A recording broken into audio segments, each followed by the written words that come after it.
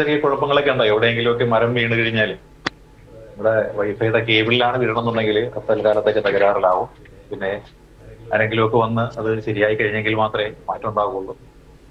അപ്പൊ അങ്ങനെ എന്തോ ഒരു സംഭവം ഉണ്ടായതാണ് എന്നാണ് പറയപ്പെടുന്നത്. ഞാൻ അന്വേഷിച്ചപ്പോൾ അങ്ങനെയാണ്. 15 മിനിറ്റിന് ശേഷം സംഭവം വീണ്ടും വന്നിരിക്കുകയാണ്. അപ്പൊ നമുക്ക് ഇന്ന് നമ്മുടെ ക്ലാസ് എടുക്കാനായിട്ട് ഉദ്ദേശിച്ചിരുന്നത് ഈ പറയുന്ന അർബനൈസേഷൻ എന്ന് പറഞ്ഞൊരു മേഖലയെ കുറിച്ചാണ്.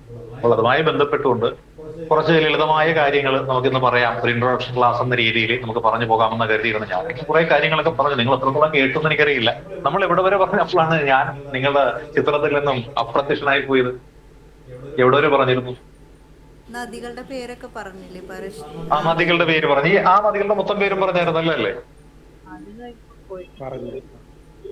അത് കഴിഞ്ഞ് നമ്മൾ ഈ പറയുന്ന ഈ സാൻസ്ക്രിറ്റ് കഴിഞ്ഞിട്ട് ഹീബ്രു ഭാഷ, ലാറ്റിൻ ഭാഷാഗോത്രങ്ങളെ പറ്റി പറഞ്ഞപ്പോഴൊക്കെ കേൾക്കുന്നുണ്ടായിരുന്നോ? അത് പറഞ്ഞു. ഞാൻ നിങ്ങളുടെ റിപ്ലൈ ഇല്ലാതെ വന്നു കഴിഞ്ഞപ്പോഴാണ് ഞാൻ നോക്കാൻ തുടങ്ങിയത്. അന്നേരമാണ് എനിക്കും സംഭവത്തിലായിട്ടിരിക്കുകയും. അപ്പം കുറെ നേരം കഴിഞ്ഞു, ഏകദേശം 15 മിനിറ്റോളം കഴിഞ്ഞു. എന്ത് ചെയ്യണമെന്ന് ഐഡിയ ഇല്ലായിരുന്നു. നോക്കി ഓരോപ്പം പെട്ടെന്ന് തന്നെ സംഭവിച്ചിട്ട് വിളിച്ചിരിക്കപ്പോൾ നന്നായിക്കൊണ്ടിരിക്കുവാണ് എന്ന് പറഞ്ഞു. പെട്ടെന്ന് തന്നെ കിട്ടിയതായാലും. സാധാരണ അങ്ങനെ സംഭവിച്ചു കഴിഞ്ഞാൽ രാത്രി കാലങ്ങളിൽ അവർ വരാറില്ലാത്തതാണ്. പക്ഷെ എന്തോ ഇന്ന് അവർ നന്നാക്കി പെട്ടെന്ന് പോയി. അതെല്ലാം നമ്മുടെ ഭാഗ്യമായിരിക്കാം, അല്ലെ? അപ്പൊ നമ്മൾ അങ്ങനെ നോക്കിയാൽ ഇപ്പൊ ജസ്റ്റ് ഒന്ന് കറണ്ട് പോയി, ഇൻവെർട്ടറുള്ളതുകൊണ്ട് വലിയ കുഴപ്പമില്ലാതെ പോകുന്നു. അപ്പൊ നമ്മൾ ക്ലാസ്സിലുള്ള എല്ലാ കാര്യങ്ങളും സജ്ജമാക്കി വെച്ചിരിക്കുകയാണ്. പക്ഷെ ഇതുപോലെ എവിടെയെങ്കിലും പുറത്ത് പണിയിരിക്കുകയാലും നമുക്ക് കുളമായി പോകുന്നില്ല എല്ലാം, കേട്ടോ. ഇടക്ക് ഇങ്ങനെയുള്ള സംഭവങ്ങളൊക്കെ പ്രതീക്ഷിക്കാം. പ്രത്യേകിച്ച് ഈ മൺസൂൺ കാലഘട്ടമാണ്. റോഡ് സൈഡിൽ ധാരാളം മരങ്ങളൊക്കെ ഉണ്ട്. അതൊക്കെ ഒടിഞ്ഞു വീഴുകയോ കേരള പൊട്ടുകയൊക്കെ ചെയ്യാം. അപ്പൊ നമ്മൾ പറഞ്ഞു നിർത്തിയത് നമ്മളുടെ അർബാനസ് എന്ന് പറയുന്ന ഒരു പദം. ആ പദം എങ്ങനെ വന്നു? ഏകദേശം 17-ാം നൂറ്റാണ്ട് മുതലാണ് വന്നത് എന്നാ പറഞ്ഞത്. അപ്പൊ അങ്ങനെ നഗരം എന്ന രീതിയിൽ ഓരോരോ കാലഘട്ടങ്ങളിലും ഓരോരോ പ്രദേശങ്ങളിലും ഒക്കെ പല പല ഇതാണ് ഇതിനകത്ത് പറഞ്ഞ ജനസംഖ്യ. ആ ജനസംഖ്യയുടെ അടിസ്ഥാനത്തിലാണ് നഗരങ്ങളൊക്കെ തീരുമാനിക്കുക എന്നൊക്കെ നമ്മൾ പറഞ്ഞത്. തന്നെ ഒരു ഫ്ലോ നഷ്ടപ്പെട്ട് കഴിഞ്ഞാൽ പിന്നെ തിരിച്ചു പിടിക്കാൻ വലിയ ഇവിടെ കത്തിക്കയറി വന്നുമ്പോ പെട്ടെന്ന് നമ്മളെന്താണ് വെള്ളമൊഴിച്ച് കെടുത്തുക എന്ന് പറയുന്ന പോലത്തെ ഒരു സംഭവമാണ് ഈ പറയുന്ന സംഭവം. എനിക്ക് അങ്ങനെയാകും, ബ്ലാങ്ക് ആയി പോകും പെട്ടെന്ന്. പിന്നെ അത് ആയി വരണമെന്നുണ്ടെങ്കിൽ കുറച്ച് താമസം ഉണ്ടാവും. അപ്പൊ അങ്ങനെ നോക്കിയാല് ആ ഫ്ലോ കിട്ടിയ കയ്യിലൊന്നും വേണമെന്നില്ല. ഫ്ലോ നഷ്ടപ്പെട്ടു കഴിഞ്ഞാൽ നോക്കി ക്ലാസ് ഒക്കെ എടുക്കേണ്ടതായിട്ടൊക്കെ. അപ്പൊ നമ്മൾ അവിടെ സംഘർഷം മുഴുവനായി മറ്റു കാര്യങ്ങളൊക്കെയാണ് നമ്മൾ പറഞ്ഞിരുന്നത്. അപ്പൊ ഇവിടെ ആധിപത്യം ഉറപ്പിച്ച ആൾക്കാര് അവരാണ് ഈ ആര്യന്മാരെന്ന് പറഞ്ഞ ആൾക്കാര്. ഈ ആര്യന്മാര് വന്നിട്ട് നമ്മുടെ ഇവിടെ ഉണ്ടായിരുന്ന ഒരു നാഗരിക സംസ്കാരത്തെ എന്ത് ചെയ്തു? നശിപ്പിച്ചു കളഞ്ഞു. അങ്ങനെ ആര്യന്മാരെ നശിപ്പിച്ചു കളഞ്ഞ നാഗരിക സംസ്കാരത്തായിരുന്നു സിന്ധു നദീതട സംസ്കാരം എന്ന് പറയുന്നത്. ഇതിന് സമാനമായിട്ട് ഒരുപാട് പ്രദേശങ്ങളിൽ ഒരുപാട് സംസ്കാരങ്ങളൊക്കെ ഉണ്ടായിരുന്നതായിട്ട് നമുക്കറിയാം. നിങ്ങൾ കേട്ട് കാണും അല്ലെ? ഏതൊക്കെ സംസ്കാരങ്ങൾ എവിടെയെല്ലാം ഉണ്ടായിരുന്നതായിട്ട് കേട്ടിട്ടുണ്ടെന്ന് അറിയാമോ? ഒരുപാട് സംസ്കാരങ്ങളുണ്ട്. ഏതൊക്കെയാണെന്നറിയാമോ? കേട്ടിട്ടുണ്ട് ഏതെങ്കിലുമൊക്കെ സംസ്കാരങ്ങളെ കുറിച്ച്? മെസപ്പൊട്ടോമിയ ഒരു സംസ്കാരം ഉണ്ടായിരുന്നു. മെസപ്പൊട്ടോമിയ. ഓക്കെ. ആ മെസപ്പൊട്ടോമിയ സംസ്കാരത്തെ കുറിച്ച് നമുക്ക് അറിയുന്ന കാര്യം പറയുന്നത് എങ്ങനെയുള്ള സംസ്കാരമായിരുന്നു? നാഗരിക സംസ്കാരമായിരുന്നു, ഗ്രാമീണ സംസ്കാരമായിരുന്നു മെസപ്പൊട്ടോമിയ? അതെ, മെസപ്പൊട്ടോമിയ അല്ലെങ്കിൽ മെസപ്പൊട്ടോമിയ എന്ന് പറയും, അല്ലെ? ഈ മെസ എന്ന് പറഞ്ഞ ഒരു പദം എന്ന് വെച്ചാൽ അറിയാവോ? ഇൻ ബിറ്റ്വീൻ, മധ്യത്തിൽ, അല്ലെ? യൂഫ്രട്ടീസിന്റെയും 2 നദികളും. അതെ. യൂഫ്രട്ടീസ് എന്നും ടൈഗ്രീസ് എന്നും പറയുന്ന, വായിക്കാൻ പറ്റുന്നുണ്ടെന്ന് വിശ്വസിക്കാൻ. യൂഫ്രട്ടീസ് എന്നും ടൈഗ്രീസ് എന്നും പറയുന്ന 2 നദികളുണ്ടായിരുന്നു, അല്ലെ? ഈ നദികൾക്ക് നമ്മൾ പറയുന്ന പേരെന്തോന്ന് അറിയാമോ? നദികൾക്ക് ഈ പറയുന്ന ഗ്രീക്ക് പദത്തിൽ പറയുന്ന പേര് പൊട്ടാമസ് എന്നാണ്. പൊട്ടാമസ്, അല്ലെ? ഹിപ്പോ പൊട്ടാമസ്. ഇതിനല്ലേ എന്റെ നീർക്കുതിര എന്നൊന്നിനെ എന്തോ പേരിട്ട് വിളിക്കുന്നില്ല? നീർക്കുതിര, അങ്ങനെ ഒരു സാധനം ഒരു പേരില്ല, നീർക്കുതിര. ഹിപ്പോ പൊട്ടാമസിന് ഉണ്ട്. പൊട്ടാമസ് വെച്ചാൽ ഹിപ്പോ പൊട്ടാമസ്. പൊട്ടാമസ് വെച്ചാൽ നീർക്കുതിര എന്നാണ്, കുതിര എന്നാണ്. ഹിപ്പോ എന്ന് വെച്ചാൽ നദി എന്നാണ്. അപ്പം പൊട്ടാമസ് എന്ന് പറഞ്ഞു കഴിഞ്ഞാൽ നദികളാണ്. മെസസ് എന്ന് പറഞ്ഞു കഴിഞ്ഞാല് മധ്യത്തിലുള്ളത്. അപ്പൊ നദികൾക്ക് മധ്യത്തിലുള്ളത് എന്ന അർത്ഥത്തിലാണ് മെസപ്പൊട്ടോമിയ എന്ന് പറയുന്ന ഒരു പ്രദേശം അവിടെ ഉണ്ടായിരുന്നു. മെസപ്പൊട്ടോമിയ. ഈ മെസപ്പൊട്ടോമിയൻ സംസ്കാരം നിലനിന്നിരുന്ന പ്രദേശം എവിടെയെന്നറിയാവോ? അല്ലെങ്കിൽ മെസപ്പൊട്ടോമിയ എന്നറിയപ്പെടുന്ന സ്ഥലം ഏതെന്നറിയാവോ? ഇറാഖ് എന്ന് പറയുന്നത്. ഇറാഖിന്റെ പഴയ പേരാണ് നമ്മൾ ഈ മെസപ്പൊട്ടോമിയ എന്ന് പറയുന്നത്. അപ്പൊ ഇറാന്റെ പഴയ പേരെന്താണ് സാറേ? പേർഷ്യ. ഇറാന്റെ പഴയ പേര് പേർഷ്യ എന്നാണ്, അല്ലെ? ഈ പേർഷ്യയിൽ ഉടലെടുത്ത മതം അതേതാണ്? ഇപ്പോൾ ഇന്ത്യയിൽ മാത്രമേ ഉള്ളൂ കേട്ടോ. പേർഷ്യയിൽ ഉടലെടുത്ത മതമാണ്, പക്ഷെ അതിപ്പോൾ ഇന്ത്യയിൽ മാത്രമേ ഉള്ളൂ. ഏതാണ് ആ മതം? അറിയൂ? പാഴ്സികളുടെ സ്വന്തം മതം, പാഴ്സി മതമില്ലേ? ആ പാഴ്സി മതമാണ് പാഴ്സി ജനത. ഇവരുടെ മതമാണ് പാഴ്സി മതം, അതല്ലെങ്കിൽ സ്വരാഷ്ട്രീയൻ മതം എന്ന് നമ്മൾ വിശേഷിപ്പിക്കുന്നത്. അതുപോലെ ഭൂമി എന്നുള്ളത് പേർഷ്യയാണ്. ഇപ്പോൾ പക്ഷെ പേർഷ്യയിൽ ആ മതത്തിന്റെ വക്താക്കൾ ആരും തന്നെയില്ല. ഈ പാഴ്സികൾ എന്ന് പറയുന്നവർ ഇന്ത്യയിൽ മാത്രമേ ഉള്ളൂ. ഇന്ത്യയിൽ തന്നെയാണെങ്കിലും നമ്മളുടെ ആ ഗുജറാത്തിലെ സൗരാഷ്ട്ര എന്ന് പറഞ്ഞൊരു മേഖല കേന്ദ്രീകരിച്ചു. ആ സൗരാഷ്ട്ര എന്ന് പറഞ്ഞ ആ പ്രദേശത്തിന് ആ പേര് വരാൻ കാരണമായിട്ട് പറയപ്പെടുന്ന ചരിത്രങ്ങളിൽ ഒന്ന് ഈ പാഴ്സി മതം ഉണ്ടല്ലോ പേർഷ്യയിലെ. അത് സ്ഥാപിച്ച ഒരു വ്യക്തി ഉണ്ടാരാന്നറിയാമോ? പാഴ്സി മതം സ്ഥാപിച്ച വ്യക്തി, പാഴ്സ്യ മതത്തിന്റെ സ്ഥാപകൻ ആര്? പാഴ്സ്യ മതത്തിന്റെ സ്ഥാപകൻ പോയോ? നെറ്റ് പിന്നെയും പോയോ? ഇല്ലല്ലോ. ആരാണ്? സ്വരാതുഷ്ട്ര എന്ന് പറഞ്ഞ ഒരാളാണ്. നമ്മൾ അദ്ദേഹത്തെ സ്വരാഷ്ട്രർ എന്ന് ചുരുക്കി വിളിക്കുന്നത്. സ്വരാഷ്ട്രർ. ആ സ്വരാഷ്ട്രിയസ് എന്ന് പറഞ്ഞിട്ടുള്ള വ്യക്തി അദ്ദേഹമാണ് ഈ പറയുന്ന ഏത് മതം സ്ഥാപിച്ചത്? നമ്മുടെ പാഴ്സി മതം സ്ഥാപിച്ചത്. ആ പാഴ്സി മതത്തിൽ വിശ്വസിച്ച ആൾക്കാരെ സ്വരാഷ്ട്രിയൻസ് എന്ന പേരിൽ അറിയപ്പെട്ടിരുന്നു. ആ സ്വരാഷ്ട്രിയൻസ് കൂട്ടത്തോടുകൂടി വന്ന് താമസിച്ച ഗുജറാത്തിലെ ഒരു സ്ഥലമാണ് സൗരാഷ്ട്ര എന്ന പേരിൽ അറിയപ്പെട്ടത് എന്നുകൂടി നമ്മൾ ഓർക്കുക. അതാണ് സൗരാഷ്ട്ര എന്ന പേരിൽ അറിയപ്പെട്ട സ്ഥലം കേട്ടോ.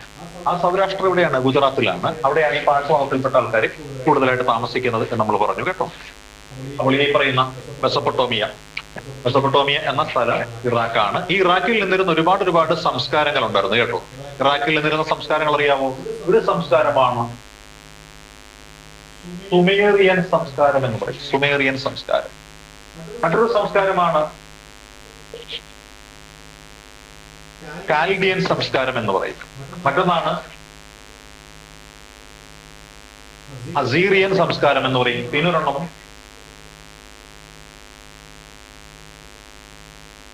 ബാബിലോണിയൻ സംസ്കാരം എന്ന് പറയും. അതായത് മെസൊപ്പൊട്ടോമിയ കേന്ദ്രീകരിച്ച് 4 കാലഘട്ടങ്ങളിലായിട്ട് ഉടലെടുത്ത് പടർന്ന് പന്തലിച്ച് പ്രചരിച്ച സംസ്കാരങ്ങളെയാണ്, അല്ലെങ്കിൽ അർബനൈസേഷൻ, അല്ലെങ്കിൽ അർബൻ സിറ്റികൾ, അല്ലെങ്കിൽ ആ അർബൻ കാലഘട്ടം, അതിനെയാണ് നമ്മൾ സുമേറിയൻ കാലഘട്ടം എന്ന് വിശേഷിപ്പിക്കുന്നത്. അതായത് അർബൻ ഗവേണൻസിനെ പറ്റി നോക്കുമ്പോൾ നമ്മൾ പഴയ കാലത്തുണ്ടായിരുന്ന അർബൻ സിറ്റികളെ പറ്റി ഒന്ന് അറിയണം. അതാണ് നമ്മൾ നോക്കുന്നത്. ഹിസ്റ്ററി ഓഫ് അർബനൈസേഷൻ ആണ് നോക്കിക്കൊണ്ടിരിക്കുന്നത് കേട്ടോ. അപ്പൊ സുമേറിയൻ എന്ന് പറയുന്നുണ്ട്, കാൽഡിയൻ എന്ന് പറയുന്നുണ്ട് അല്ലെ, അസീറിയൻ എന്ന് പറയുന്നുണ്ട്, ബാബിലോണിയൻ എന്ന് പറയുന്നുണ്ട് അല്ലെ. ബാബിലോണിയ എന്ന് നമ്മൾ കേട്ടിട്ടുള്ളതാണ്. ഈ കാൽഡിയൻ എന്ന് പറഞ്ഞ ആൾക്കാർ ഈ കാറ്റലോണിയ എന്നൊക്കെ പറഞ്ഞ സ്പെയിൻ ഭാഗത്തേക്ക് പിന്നീട് പോയിട്ടുള്ള ആൾക്കാരായിട്ടാണ് കണക്കാക്കപ്പെടുന്നത്. അതേപോലെ അസീറിയൻസ് എന്ന് പറയുന്ന ആൾക്കാർ നമ്മുടെ ഇറ്റലി എന്ന് പറഞ്ഞ ആ ഒരു ഏരിയയിലേക്ക് പോയിട്ടുള്ള ആൾക്കാരാണ്. അതാണ് ഈ അസൂറിപ്പട എന്നിവരെ തന്നെ വിളിക്കുന്നത്. ബാബിലോണിയ എന്ന് പറയുന്ന ആൾക്കാർ ഇപ്പൊ ഗ്രീസ് മുതലായ മേഖലയിലേക്ക് പോയിട്ടുള്ള ആൾക്കാരാണ് ഇവിടെയുള്ള ആൾക്കാര്. പിന്നെ സുമേറിയൻസ് എന്ന് പറയുന്ന ആൾക്കാര് ആ മേഖലയിൽ താമസിച്ചുകൊണ്ടിരിക്കുന്ന ആൾക്കാർ തന്നെയാണ്. അപ്പൊ അങ്ങനെ ഇവരുടെ പിന്മുറക്കാരും അവരുടെ മുൻമുറക്കാരും ഒക്കെ ഇങ്ങനെ കിടക്കുന്ന ആൾക്കാരാണ്. ഈ സംസ്കാരമാണ് ഈ പറയുന്ന മെസൊപ്പൊട്ടോമിയ എന്ന പ്രദേശത്ത് നിലനിന്നിരുന്നത്. മെസൊപ്പൊട്ടോമിയ എന്ന പദത്തിന്റെ അർത്ഥം എന്ന് പറഞ്ഞു കഴിഞ്ഞാൽ 2 നദികൾക്കിടയിലുള്ള പ്രദേശം. ആ 2 നദികൾക്കിടയിലുള്ള പ്രദേശം എന്ന് പറയുന്നത് ഫർട്ടൈൽ ആയിട്ടുള്ള ഏരിയയാണ് കേട്ടോ. അത്തരത്തിലുള്ള പ്രദേശങ്ങൾക്ക് നമ്മൾ ഇന്ത്യയിൽ വിശേഷിപ്പിക്കുന്ന ഒരു പേരുണ്ട്. ആ പേരാണ് ദോബ് എന്ന് പറയും. ദോബ് കേട്ടോ. ദോബ് എന്ന് വെച്ചാൽ നമുക്കറിയാവോ? A fertile land between 2 rivers. അതിനെയാണ് നമ്മൾ ദോബ് എന്ന് വിശേഷിപ്പിക്കുന്നത്. ആ ഫെർട്ടൈൽ ലാൻഡിന് വേണ്ടിയാണ് നമ്മുടെ ഇന്ത്യയിൽ മിക്കവാറും രാജാക്കന്മാർ തമ്മിൽ യുദ്ധം നടത്തിക്കൊണ്ടിരുന്നത്. നമ്മൾ കേട്ടിട്ടില്ലേ? എന്തിനാണ്? മണ്ണിനും പെണ്ണിനും വേണ്ടിയാണ് യുദ്ധം എന്ന് കേട്ടിട്ടില്ലേ? ഈ മണ്ണ് ദോബ് എന്ന് പറഞ്ഞ പ്രദേശം എന്ന് വെച്ചാൽ A fertile area between 2 reverse എന്ന് പറയും. അത്തരത്തിൽ നമ്മളുടെ കൃഷ്ണ തുംഗഭദ്ര നദികൾക്കിടയിൽ ഉണ്ടായിരുന്ന ദോബ് ഉണ്ടായിരുന്നു കേട്ടോ. കൃഷ്ണ തുംഗഭദ്ര ദോബ് ഉണ്ടായിരുന്നു. ആ ദോബ്, അതിന്റെ പേരാണ് റെയ്ച്ചൂർ ദോബ് എന്ന് പറയും. ഈ റെയ്ച്ചൂർ ദോബിന് വേണ്ടിയിട്ടാണ് നമ്മുടെ ദക്ഷിണ ഇന്ത്യയിലെ ഏറ്റവും പ്രബലമായ 2 സാമ്രാജ്യങ്ങളിൽ, അറിയാവോ സാമ്രാജ്യങ്ങളുടെ പേര്? ഒന്ന് വിജയനഗര സാമ്രാജ്യവും മറ്റൊന്ന് ബാമിനി സാമ്രാജ്യവുമാണ് അല്ലെ. ബാമിനി, ഈ ബാമിനി വിജയനഗര സുൽത്താൻമാർ തമ്മിൽ എപ്പോഴും ഫൈറ്റ് ചെയ്തുകൊണ്ടിരുന്നത് ഈ പറയുന്ന റെയ്ച്ചൂർ എന്ന് പറഞ്ഞൊരു പ്രദേശമുണ്ട്. റെയ്ച്ചൂർ ദോബ് എന്നാണ് നമ്മൾ ഇതിന് പറയുന്നത്. റെയ്ച്ചൂർ, ഈ റെയ്ച്ചൂർ ദോബിന് വേണ്ടിയിട്ടാണ് ഇവര് തമ്മിൽ ഇടിവെച്ചുകൊണ്ടിരുന്നത് അറിയാം. അപ്പോൾ പഴയ കാലത്തുണ്ടായിരുന്ന അതേ ഫെർട്ടൈൽ ആയിട്ടുള്ള ഒരു ഏരിയ, അവിടെയാണല്ലോ കൃഷി നടക്കുകയുള്ളൂ, അവിടെയാണല്ലോ കന്നുകാലി വളർത്തൽ നടക്കുകയുള്ളൂ, അവിടെയാണല്ലോ ജനങ്ങൾക്ക് സുഖസമൃദ്ധമായിട്ട് ജീവിക്കാൻ പറ്റുകയുള്ളൂ. അതുകൊണ്ട് ആ ജനങ്ങൾ അധിവസിച്ച പ്രദേശം അതാണ് യൂഫ്രട്ടീസിന്റെയും ടൈഗ്രിസിന്റെയും മധ്യത്തിലുള്ള ഒരു പ്രദേശം. അതുകൊണ്ടാണ് നദികൾ എന്ന് പറയുന്നത് സാംസ്കാരിക കേന്ദ്രങ്ങളായിട്ട് മാറ്റപ്പെടുന്നു എന്ന് പറയുന്നത്. നദികൾ കേന്ദ്രമാക്കി മാത്രമേ എന്തുണ്ടായിരുന്നിട്ടുള്ളൂ? സംസ്കാരങ്ങള് ഉടലെടുത്തിട്ടുള്ളൂ എന്ന് നമുക്ക് അറിയാം കേട്ടോ. അപ്പൊ അതാണ് ഈ മെസപ്പൊട്ടോമിയൻ സംസ്കാരം എന്ന് പറയുന്നത്. ഈ മെസപ്പൊട്ടോമിയൻ സംസ്കാരമാണ് ലോകത്തിലെ ഏറ്റവും പഴക്കം ചെന്ന സംസ്കാരം എന്നാണ് വിശേഷിപ്പിക്കപ്പെടുന്നത്. കാരണം ഇവിടെയുള്ള ഒരു സിറ്റി, ആ സിറ്റിയാണ് ഏറ്റവും പഴയ സിറ്റി ആയിട്ട് കണക്കാക്കുന്നത് കേട്ടോ. ഏതാണ് ആ സിറ്റി എന്നറിയാവോ? സുമേറിയ. സുമേറിയ എന്ന് പറയും. സുമേർ എന്ന് പറയും. സുമേർ എന്ന് പറയുന്നത് പക്ഷേ അത് പൊതുവെ അറിയപ്പെടുന്നത് ഉർ എന്ന പേരിൽ അറിയപ്പെടുന്ന സിറ്റിയാണ്. ഉർ, ലോകത്ത് ഏറ്റവും പഴക്കം ചെന്ന നഗരം എന്ന് പറയുന്നത് ഉർ എന്ന് പറയുന്ന ഒരു നഗരമാണ്. ഏറ്റവും പഴക്കം ചെന്ന നഗരം ഉർ എന്ന് പറയുന്ന നഗരമാണ്. ചോദ്യമൊന്നും വലിയ കാര്യമായിട്ട് ഉണ്ടാവില്ല ഇവിടുന്ന്, എന്നാലും ഒരു ഹിസ്റ്ററി നമ്മൾ അറിഞ്ഞിരിക്കണം. അതിന് വേണ്ടിയാണ് പഠിപ്പിക്കുന്നത്. ഉർ എന്നാണ്. ഇതുപോലെ 2-3 നഗരങ്ങളൊക്കെ അവിടെ ഉണ്ടായിരുന്നു. ഇവര് എഴുത്തും വായനയും ഒക്കെ അറിയുന്ന ആൾക്കാരായിരുന്നു. ഇവരെഴുതിയിരുന്നത് ഏത് ലിപിയിലായിരുന്നു അറിയാം? ഇവരുടെ ലിപി ഏതാണെന്നറിയാവോ?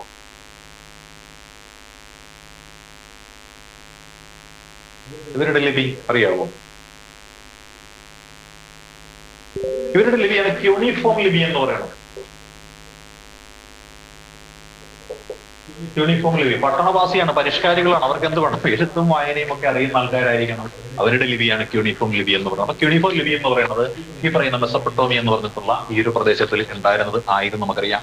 നമ്മൾ പഴയ കാലത്ത് ഈ ബൈബിളിലൊക്കെ കാണുന്ന നോഹയുടെ പെട്ടകം എന്നൊക്കെ പറയുന്നില്ലേ, ആ പ്രദേശങ്ങള് ആ ബൈബിളിൽ പ്രദേശിപ്പിക്കുന്ന അല്ലെങ്കിൽ പഴയ നിയമത്തിലൊക്കെ ഓൾഡ് ടെസ്റ്റാമെന്റിലൊക്കെ ഉള്ള കാര്യങ്ങളൊക്കെ ഉണ്ടായിരുന്നു എന്ന് പറയപ്പെടുന്ന സ്ഥലം എന്ന് പറയുന്നത് ഈ ഒരു പ്രദേശത്താണ്, മെസപ്പൊട്ടോമിയയിലാണ്. കാര്യം നമുക്കറിയാം എന്താണ്, ഈ മേഖലയാണ് മിഡിൽ ഈസ്റ്റ് എന്ന് പറഞ്ഞ മേഖല. ഇവിടെയാണ് ഇസ്ലാം മതത്തിന്റെയും ക്രിസ്തു മതത്തിന്റെയും ജൂതമതത്തിന്റെയും എല്ലാം ഉൽപ്പത്തി എന്ന് പറയുന്നത്. അതുകൊണ്ട് തന്നെ നമ്മൾ ഇന്ന് കാണുന്ന ബൈബിൾ കഥകളിലുള്ള, അതേപോലെ ഖുറാൻ കഥകളിലൊക്കെയുള്ള, അതേപോലെ ഈ ജൂത മതഗ്രന്ഥമായിട്ടുള്ള സെന്ത് അവസ്ഥകളിലൊക്കെയുള്ള കാര്യങ്ങളൊക്കെ കാണപ്പെടുന്നത് എവിടെയാണ്? ഈ ഒരു മേഖലയിലാണ്. എവിടെയാണ്? മെസപ്പൊട്ടോമിയയിലാണ് എന്ന് നമുക്കറിയാൻ പറ്റുന്നതുകൊണ്ടാണ് നാഗരിക കളിത്തൊട്ടിൽ, നാഗരികത അല്ലെ പ്രാചീന നാഗരികത എന്നൊക്കെ അല്ലെങ്കിൽ കളിത്തൊട്ടിൽ എന്നൊക്കെ അറിയപ്പെടുന്നത് ഈ പറയുന്ന മെസപ്പൊട്ടോമിയ എന്ന് പറയുന്നത്. യൂഫ്രട്ടീസും ടൈഗ്രീസും എന്നീ നദികൾ ഉത്ഭവിക്കുന്ന പർവ്വതം ഏതെന്ന് നമ്മൾ അറിയണം. ഏത് പർവ്വതത്തിൽ നിന്നാണ് ഈ നദികൾ ഉത്ഭവിച്ച് വരുന്നത് നമ്മൾ അറിയണ്ടേ? ആ പർവ്വതമാണ് അർമേനിയൻ പർവ്വതനിരകൾ എന്ന് പറയും. അർമേനിയ കേട്ടോ, അർമേനിയയിലുള്ള പർവ്വതനിരകളാണ് അർമേനിയൻ പർവ്വതനിരകൾ. അർമേനിയൻ പർവ്വതനിരകളിൽ നിന്നാണ് ഇത് ഉത്ഭവിച്ച് വരുന്നത് എന്നും കൂടി നമ്മളൊന്ന് അറിഞ്ഞേക്കുക. അപ്പോൾ അർമേനിയൻ പർവ്വതനിരകളിൽ നിന്ന് ഉത്ഭവിച്ചു വരുന്ന ടൈഗ്രീസും യൂഫ്രട്ടീസ് എന്ന് പറയുന്ന 2 നദികൾക്ക് ഇടയിലുണ്ടായിരുന്ന ഒരു പ്രദേശം, അതാണ് മെസപ്പൊട്ടോമിയ.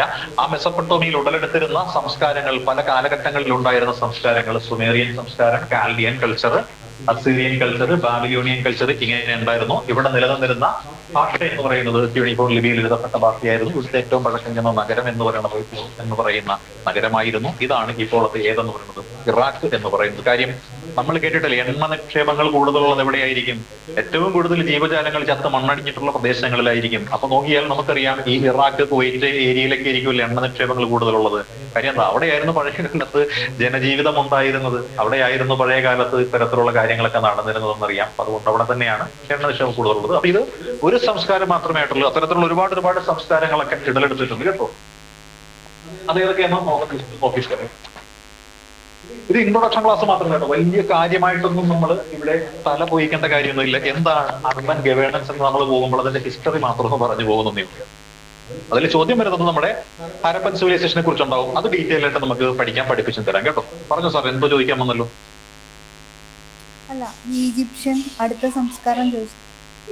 ഈജിപ്ഷ്യൻ സംസ്കാരം എന്ന് പറയും അല്ലെ? ഈജിപ്ഷ്യൻ സംസ്കാരം അല്ല, നമ്മൾ ഈജിപ്ത് എന്ന് പറഞ്ഞ പ്രദേശത്തേക്ക് അവിടെ ഉണ്ടായിരുന്ന സംസ്കാരമാണ് ഈജിപ്ഷ്യൻ സംസ്കാരം എന്ന് പറയുന്നത്. ഈജിപ്റ്റ് എന്ന് പറയുന്നത് ഏത് ഒരു നദിയുടെ ദാനമായിട്ടല്ല കണക്കാക്കുന്നത്. ഏത് നദിയുടെ ദാനമാണ്?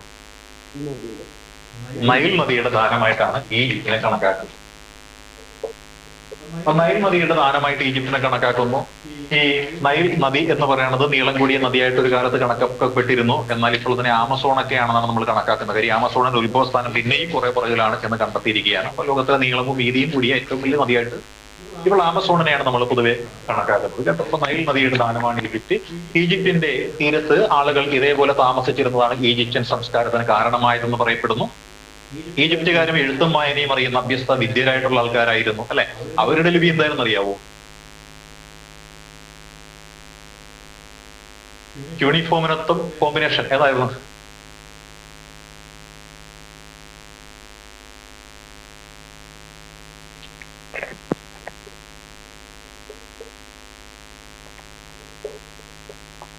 ഹൈറോഗ്ലിഫിക്സ് എന്ന് പറയും. ഞാൻ എഴുതി വായിക്കാൻ പ്രയാസമായിരിക്കും അല്ലെ, അല്ലെങ്കിൽ ഹീറോഗ്ലിഫിക്സ് എന്ന് പറയുന്ന ഒരു ഐറ്റം ആയിരുന്നു ഈജിപ്തുകാരുടെ ലിപി എന്ന് പറയുന്നത് കേട്ടോ. ഹൈറോഗ്ലിഫിക്സ് അല്ലെങ്കിൽ എന്താണ് അറിയപ്പെട്ടിരുന്നത്. അപ്പൊ ഹൈറോഗ്ലിഫിക്സ് എന്ന് പറയുന്നത് ആരുടെ, ഈ പറയുന്ന ഈജിപ്തുകാരുടെ അക്ഷരം എന്ന് പറയുന്ന അല്ലെങ്കിൽ ലിപി എന്ന് പറയുന്നത് ഹൈറോഗ്ലിഫിക്സ് എന്ന് പറയുന്ന ഒരു ലിപിയായിരുന്നു ഇവരുടെ ലിപിയായിട്ട് ഉണ്ടായിരുന്നത്.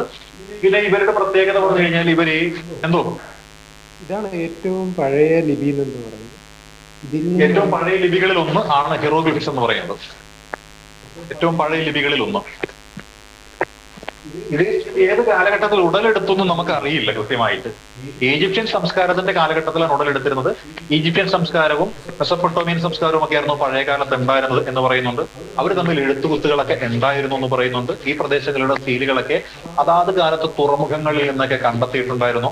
മെലൂഹ എന്ന പേരിലുള്ള സീലുകളും കിട്ടിയിട്ടുണ്ടായിരുന്നു. മെലൂഹ എന്ന പേരിൽ അറിയപ്പെട്ടിരുന്നത് ഏത് പ്രദേശം അറിയോ? മെലൂഹ. മലാഖയല്ല, മെലൂഹ. നമ്മുടെ സിന്ധു നദീതല സംസ്കാരം ആ കേന്ദ്രത്തിനെയാണ് നമ്മൾ എന്ത് വിളിച്ചിരുന്നത്? മെലൂഹ എന്ന് പേരിട്ടുകൊണ്ട് വിശേഷിപ്പിച്ചിരുന്നത്. അതായിരുന്നു മെലൂഹ, അതായിരുന്നു. അപ്പൊ ഈ ഈജിപ്ഷ്യൻ സംസ്കാരത്തിലായിരുന്നു നമ്മള് ഈ മമ്മി എന്നൊക്കെ പറഞ്ഞ സംഭവം കണ്ടിട്ടില്ലേ? ഈജിപ്തിലെ ഫറോവമാരുടെ മൃതശരീരങ്ങള്, പിരമിഡുകൾ എന്നൊക്കെ പറയുന്നുണ്ടോ? പിരമിഡുകൾ ഈ പറയുന്ന കാലഘട്ടത്തിലുള്ളതായിരുന്നു. അപ്പൊ പിരമിഡുകളൊക്കെ നിർമ്മിക്കണമെന്നുണ്ടെങ്കിൽ എന്ത് വേണം? തച്ചുശാസ്ത്ര വിധിയൊക്കെ അറിയണം അല്ലെ? നമ്മൾ കണ്ടിട്ടില്ല ഇങ്ങനെ പ്രത്യേകമായിട്ടുള്ള ഗോപുരങ്ങളുടെയൊക്കെ ഷേപ്പിലൊക്കെ ഇരിക്കുന്ന പിരമിഡുകൾ. ഈ പിരമിഡുകളൊക്കെ എവിടെ നിർമ്മിക്കുന്നു എന്ന് പറയാൻ നേരത്ത് അവരെന്താണ്, നാഗരിക വിദ്യ നല്ല ഭംഗിയായിട്ട് അറിയുന്ന ആളുകളാണെന്നറിയുന്നത്.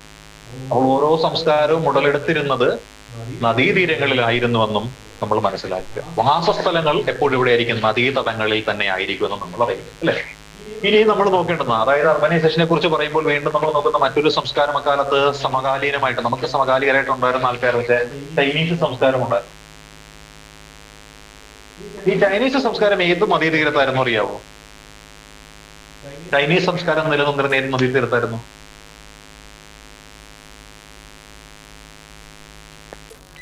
കേട്ടിട്ടുണ്ടോ?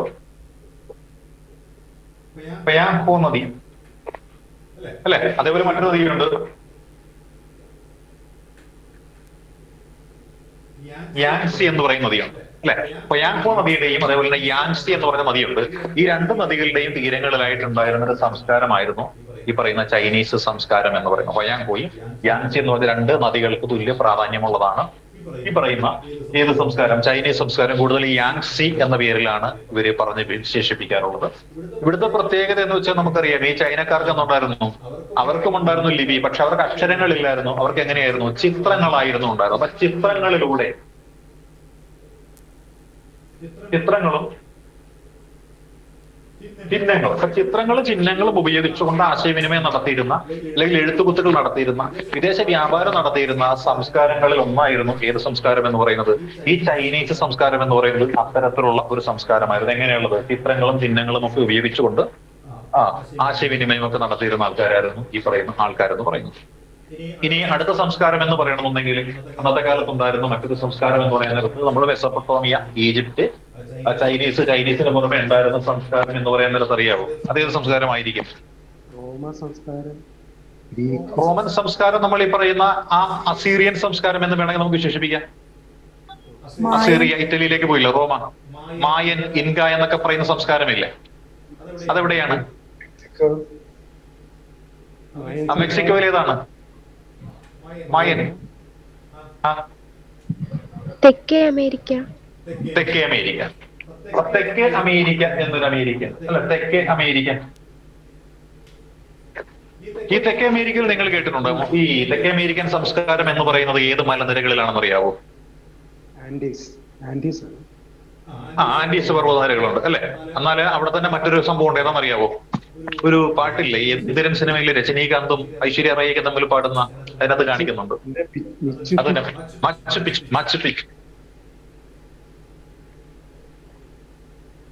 അല്ല, മാച്ചു പിച്ചു മലനിരകളുണ്ട്. മാച്ചു പിച്ചു മലനിരകള്. ഈ മാച്ചു പിച്ചു മലനിരകളിലൊക്കെ ഉണ്ടായിരുന്ന സംസ്കാരമായിരുന്നു നമ്മൾ ഈ പറയുന്ന ഇൻകാ സംസ്കാരവും മായൻ സംസ്കാരവും എന്നൊക്കെ പറയുന്നത്. ഇവിടെയാണ് മായൻ, ഇൻക എന്നീ സംസ്കാരങ്ങള് ഇവിടെയായിരുന്നു ഉണ്ടായിരുന്നത്. ഇവിടെയും നാഗരിക സംസ്കാരങ്ങളായിരുന്നു. കോട്ട കെട്ടിയിട്ട് ഇവര് ജീവിച്ചിരുന്നു. ഇവര് ചിത്രകലകൾ ചെയ്തിരുന്നു. ഇവര് മൺപാത്രങ്ങൾ നിർമ്മിച്ചിരുന്നു. നമ്മൾ ഇന്ന് കാണുന്ന തരത്തിലുള്ള പൂച്ചട്ടികളൊക്കെ ഇല്ല, ആ പൂച്ചട്ടികളൊക്കെ ഇവർ സൃഷ്ടിച്ചിരുന്നു. ചുവരുകളിൽ ഇവര് ചിത്രങ്ങൾ വരച്ചിരുന്നു. അങ്ങനെ പലതരത്തിലുള്ള കാര്യങ്ങളിലൊക്കെ ഇവര് പഠിച്ചിട്ടുള്ള ആൾക്കാരായിരുന്നു. ഇവരതെല്ലാം ചെയ്തിട്ടുള്ള ആൾക്കാരായിരുന്നു. നമുക്കിതെല്ലാം ജസ്റ്റ് ഒരു ഔട്ട്ലൈൻ പോലെ പഠിച്ചാൽ മതി. നമുക്ക് പഠിക്കേണ്ടുന്ന നമ്മുടെ ഇന്ത്യയിൽ ഉണ്ടായിരുന്ന നാഗരികതയെ കുറിച്ചാണ് നമുക്ക് പഠിച്ചു വരേണ്ടത് കേട്ടോ. അപ്പൊ ഇങ്ങനെ ഒരു സംസ്കാരം ഇവിടെ ഉണ്ടായിരുന്നു. ഇനി നമ്മൾ നോക്കിക്കഴിഞ്ഞാൽ നമുക്ക് കാണാൻ സാധിക്കുന്ന മറ്റൊരു സംസ്കാരം എന്ന് പറഞ്ഞു കഴിഞ്ഞാൽ വടക്കേ അമേരിക്കയിൽ ഉണ്ടായിരുന്ന സംസ്കാരം ഉണ്ടായിരുന്നു. വടക്കേ അമേരിക്കയിലെ സംസ്കാരം, അതായത് ഇപ്പോഴത്തെ മെക്സിക്കോയൊക്കെ കേന്ദ്രമാക്കിയിട്ടുണ്ടായിരുന്ന ഒരു പ്രദേശം. മെക്സിക്കോ ഇല്ല, വടക്കേ അമേരിക്ക. ആ വടക്കേ അമേരിക്കയിലെ മെക്സിക്കോ കേന്ദ്രമാക്കിയിട്ടുണ്ടായിരുന്ന സംസ്കാരങ്ങൾ ഉണ്ടായിരുന്നു. അതായിരുന്നു ആസ്തെക്. കേട്ടിട്ടുണ്ടോ? ആസ്തെക് സംസ്കാരം എന്ന് പറയുന്ന സംസ്കാരം ഉണ്ടായിരുന്നു. അല്ലെങ്കിൽ മിസോ അമേരിക്കൻ സംസ്കാരം എന്നായിരുന്നു ഇത് അറിയപ്പെട്ടത്. മിസോ അമേരിക്കൻ സംസ്കാരം.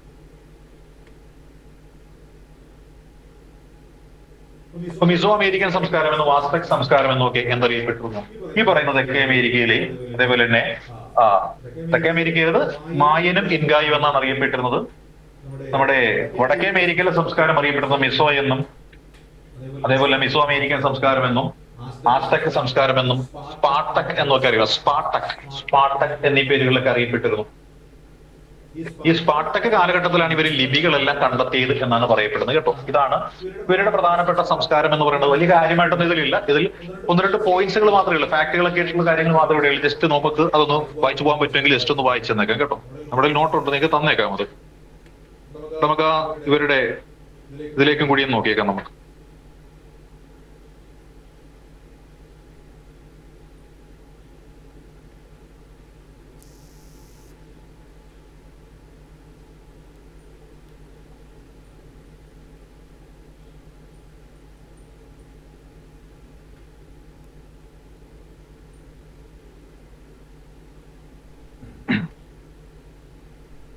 സുചിത്ര, ആ നോട്ട്സ് ഗ്രൂപ്പിലേക്ക് ഇട്ട് കൊടുത്തേ. അപ്പൊ എല്ലാവർക്കും നോക്കാനും പറ്റൂല.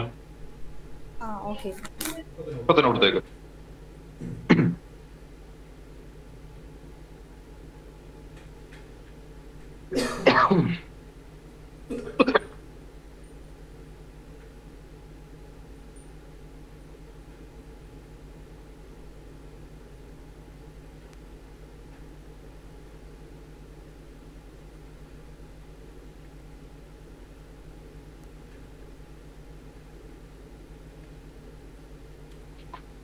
അതിൽ ലാസ്റ്റ് പോർഷൻ നോക്കി വെച്ചാൽ മതി. ലാസ്റ്റ് പോർഷൻ ഏറ്റവും ഒടുവിലോട്ട് നോക്കി വെച്ചാൽ മതി. എവിടെയാണ് നമ്മൾ ഈ സംസ്കാരങ്ങളെ പറ്റി പറഞ്ഞ സംസ്കാരങ്ങൾ നോക്കിയാൽ നമ്മൾ ഈ പറഞ്ഞ മായന്മാരുടെ, അല്ലെങ്കിൽ നമ്മൾ പറഞ്ഞ കാര്യം എന്താണ്, ഈ മിസോ അമേരിക്കൻ സംസ്കാരം എന്ന് പറഞ്ഞൊരു സംസ്കാരത്തെ കുറിച്ചാണ് നമ്മൾ പറഞ്ഞിരുന്നത് അല്ലെ. അത് എവിടെയായിരിക്കാം? ഇന്നത്തെ മെക്സിക്കോയുടെയും മധ്യ അമേരിക്കയുടെയും ഒക്കെ മേഖലയിൽ നമ്മൾ പറഞ്ഞ കാര്യമാണ്. മെക്സിക്കോയുടെയും മധ്യ അമേരിക്കയുടെയും ഒക്കെ മേഖലയിലാണ് ഉണ്ടായിരുന്നത്. BC 1200 കാലഘട്ടങ്ങളിൽ, അതായത് ഏറ്റവും ഒടുവിലത്തെ BC കാലഘട്ടങ്ങളിലാണ് അത് ഉണ്ടായിരുന്നറിയാം. ഇവര് എന്താണ്, മൺപാത്രങ്ങൾ, ശിലാസ്മാരകൾ കോമൺ ആണല്ലോ. നഗരങ്ങളിലെല്ലാം ഉണ്ടാവും, മൺപാത്രങ്ങൾ ഉണ്ടാവും, ശിലാസ്മാരകങ്ങൾ ഉണ്ടാവും അല്ലെ. അങ്ങനെ ആഭരണങ്ങളൊക്കെ ഇവരുണ്ടാക്കിയിരുന്നു. അതാണ് നാഗരികതയുടെ പ്രത്യേകത എന്ന് പറയുന്നത്. പിന്നെന്തായിരിക്കാം, ഇവർക്കൊരു കലണ്ടർ സമ്പ്രദായം ഉണ്ടായിരുന്നു. അതാണ് സ്പാർട്ടക്. നമ്മൾ പറഞ്ഞല്ലോ, സ്പാർട്ടക് എന്ന് പറഞ്ഞ വിഭാഗമാണ് എഴുത്തുകുത്തുകൾ വികസിപ്പിച്ചെടുത്ത വിഭാഗം എന്ന് പറയുന്നത്. സ്പാർട്ടക് എന്ന് പറഞ്ഞ വിഭാഗമായിരുന്നു നമ്മൾ പറഞ്ഞു അല്ലെ. പിന്നെയോ ഈ മായന്മാരെന്ന് പറഞ്ഞ ആൾക്കാർ അല്ലെ, അവർക്ക് എന്തായിരുന്നു, ഗണിത വിദ്യകള് മുതലായ കാര്യങ്ങളൊക്കെ ഉണ്ടായിരുന്നു എന്നാ പറഞ്ഞത് മായന്മാര്. അതുപോലെ ആസ്തകൾ, മായന്മാരും ആസ്തക്കുകളും ഒക്കെ ഗണിത വിദ്യകളൊക്കെ പഠിച്ചിരുന്ന ആൾക്കാരായിരുന്നു എന്ന് പറയുന്നുണ്ട്.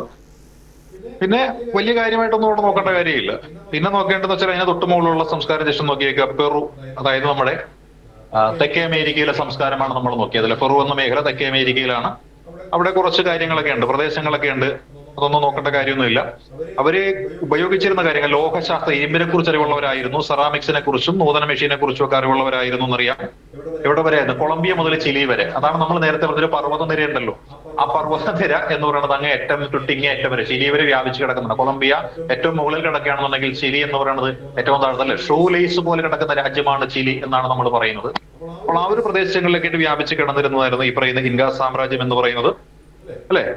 പിന്നെ നോക്കിയാല് ചിഹ്നങ്ങൾ, ചിത്രങ്ങൾ വരുന്ന ഇവർ ഉപയോഗിച്ചിരുന്നെന്ന് പറഞ്ഞു. പിന്നെ കൃഷിയിലും വാസ്തുവിദ്യയിലും ഇവർക്ക് അറിവുണ്ടായിരുന്നു എന്ന് പറഞ്ഞു അല്ലെ. ഇവര് മാച്ചുപിച്ചു എന്നുള്ള മലനിരകളിൽ കുറച്ച് കാര്യങ്ങൾ നമ്മൾ പറഞ്ഞിരുന്നു അല്ലെ. പിന്നെ ചൈനീസുകാരുടെ നമ്മൾ പറഞ്ഞു, ഇവര് ഹൊയാങ്കോ എന്ന് പറഞ്ഞ ഒരു നദിക്കരയിൽ ആണ് ഉടലെടുത്തിരുന്നതെന്ന് പറഞ്ഞു അല്ലെ? ഇവർക്ക് ലിപികൾ ഉണ്ടായിരുന്നു വെങ്കല യുഗത്തിന്റെ കാലഘട്ടത്തിൽ. അതായത് ശിലായുഗത്തിന്റെയും ലോഹയുഗത്തിന്റെയും ഇടയിലുള്ള കാലഘട്ടത്തിനെയാണ് നമ്മൾ വെങ്കല യുഗം അല്ലെങ്കിൽ താമ്രശിലായുഗം എന്നൊക്കെ പേരിട്ട് വിശേഷിപ്പിക്കുന്നത് നമ്മൾ പറഞ്ഞു, അല്ലെ? പിന്നെ ഈജിപ്തുകാരുടെ ലിപി, ഈജിപ്ഷ്യൻ സംസ്കാരത്തിലേക്ക് നമ്മൾ പോയി. ഈജിപ്തുകാരുടെ ലിപി ഹൈറോഗ്ലിഫിക്സ് എന്ന പേരിലാണ് നമ്മൾ പറഞ്ഞിരുന്നത്, അല്ലെ? ഈ ഫറവോമാരുടെ ശവകുടീരത്തെ പറ്റി നമ്മൾ പറഞ്ഞത് പിരമിഡുകൾ എന്നാണ് അറിയപ്പെട്ടിരുന്നത്. നൈൽ നദിയുടെ ദാനമാണ് ഈജിപ്റ്റ് എന്ന് നമ്മൾ പറഞ്ഞിരുന്നു. പിന്നെ നോക്കിയാൽ എന്തായിരിക്കാം, ഈ പറഞ്ഞ മെസപ്പൊട്ടോമിയൻ സംസ്കാരമാണ്, അല്ലെ? അവിടെ പ്രധാനപ്പെട്ട കാര്യങ്ങളൊക്കെ അവിടെ ഉണ്ടായിരുന്നു. നമ്മൾ പറഞ്ഞ എന്തൊക്കെയായിരുന്നു? ക്ഷേത്ര നഗരങ്ങള്, വാണിജ്യ കേന്ദ്രങ്ങള്, അതുപോലെ തന്നെ കുറെ പ്രദേശങ്ങളൊക്കെ അവിടെ ഉണ്ട്. ക്ഷേത്ര നഗരങ്ങൾ വെച്ചാൽ ക്ഷേത്രങ്ങൾക്ക് ചുറ്റുമായിട്ട് വികസിച്ചു വരുന്ന നഗരങ്ങളെയാണ് ക്ഷേത്ര നഗരങ്ങൾ എന്ന് പേരിട്ടുകൊണ്ട് വിശേഷിപ്പിക്കുന്നത്. സാമ്രാജ്യ നഗരങ്ങൾ എന്ന് വെച്ച് കഴിഞ്ഞാൽ നേരത്ത് ഈ ക്ഷേത്ര നഗരങ്ങൾ കുറച്ച് കഴിയുമ്പോൾ എന്തായിട്ട് മാറും? അവിടെ ഏതെങ്കിലും ഒക്കെ ഒരു വ്യക്തി പവർഫുൾ ആയിട്ടൊരു വ്യക്തിയായിട്ട് മാറും. ആ പവർഫുള്ളായ വ്യക്തി മറ്റു ക്ഷേത്രങ്ങൾ എന്ത് ചെയ്യുന്നു? പിടിച്ച് കീട്ടിലാക്കി ഇങ്ങനെ വലിയ വലിയ ഒരു പ്രദേശമായിട്ട് വരും. അങ്ങനെ ഇത് സാമ്രാജ്യ നഗരമായിട്ട് വളർന്നു വരും. ഇങ്ങനെയാണ് നഗരങ്ങൾ വളർന്നു വരുന്നത്. ഒരു നഗരം മറ്റൊരു നഗരത്തെ കീഴ്പ്പെടുത്തി പതുക്കെയാണ് അതൊരു നഗരമായിട്ട് വളർന്നു വരുന്നത്, കേട്ടോ. ഇവരുടെ ആരാധനാലയങ്ങൾ അത് ചോദിക്കത്തൊന്നുമില്ല. കുറച്ച് ഫാക്ടറികൾ നമ്മൾ എടുത്താണ്. സിറഗാത്തുകൾ എന്ന പേരിലാണ് അറിയപ്പെട്ടിരുന്നത്. ഇപ്പൊ സിറഗാത്തുകൾ എന്ന പേരിലാണ് അറിയപ്പെട്ടിരുന്നത് ഇവരുടെ ആരാധനാലയങ്ങൾ.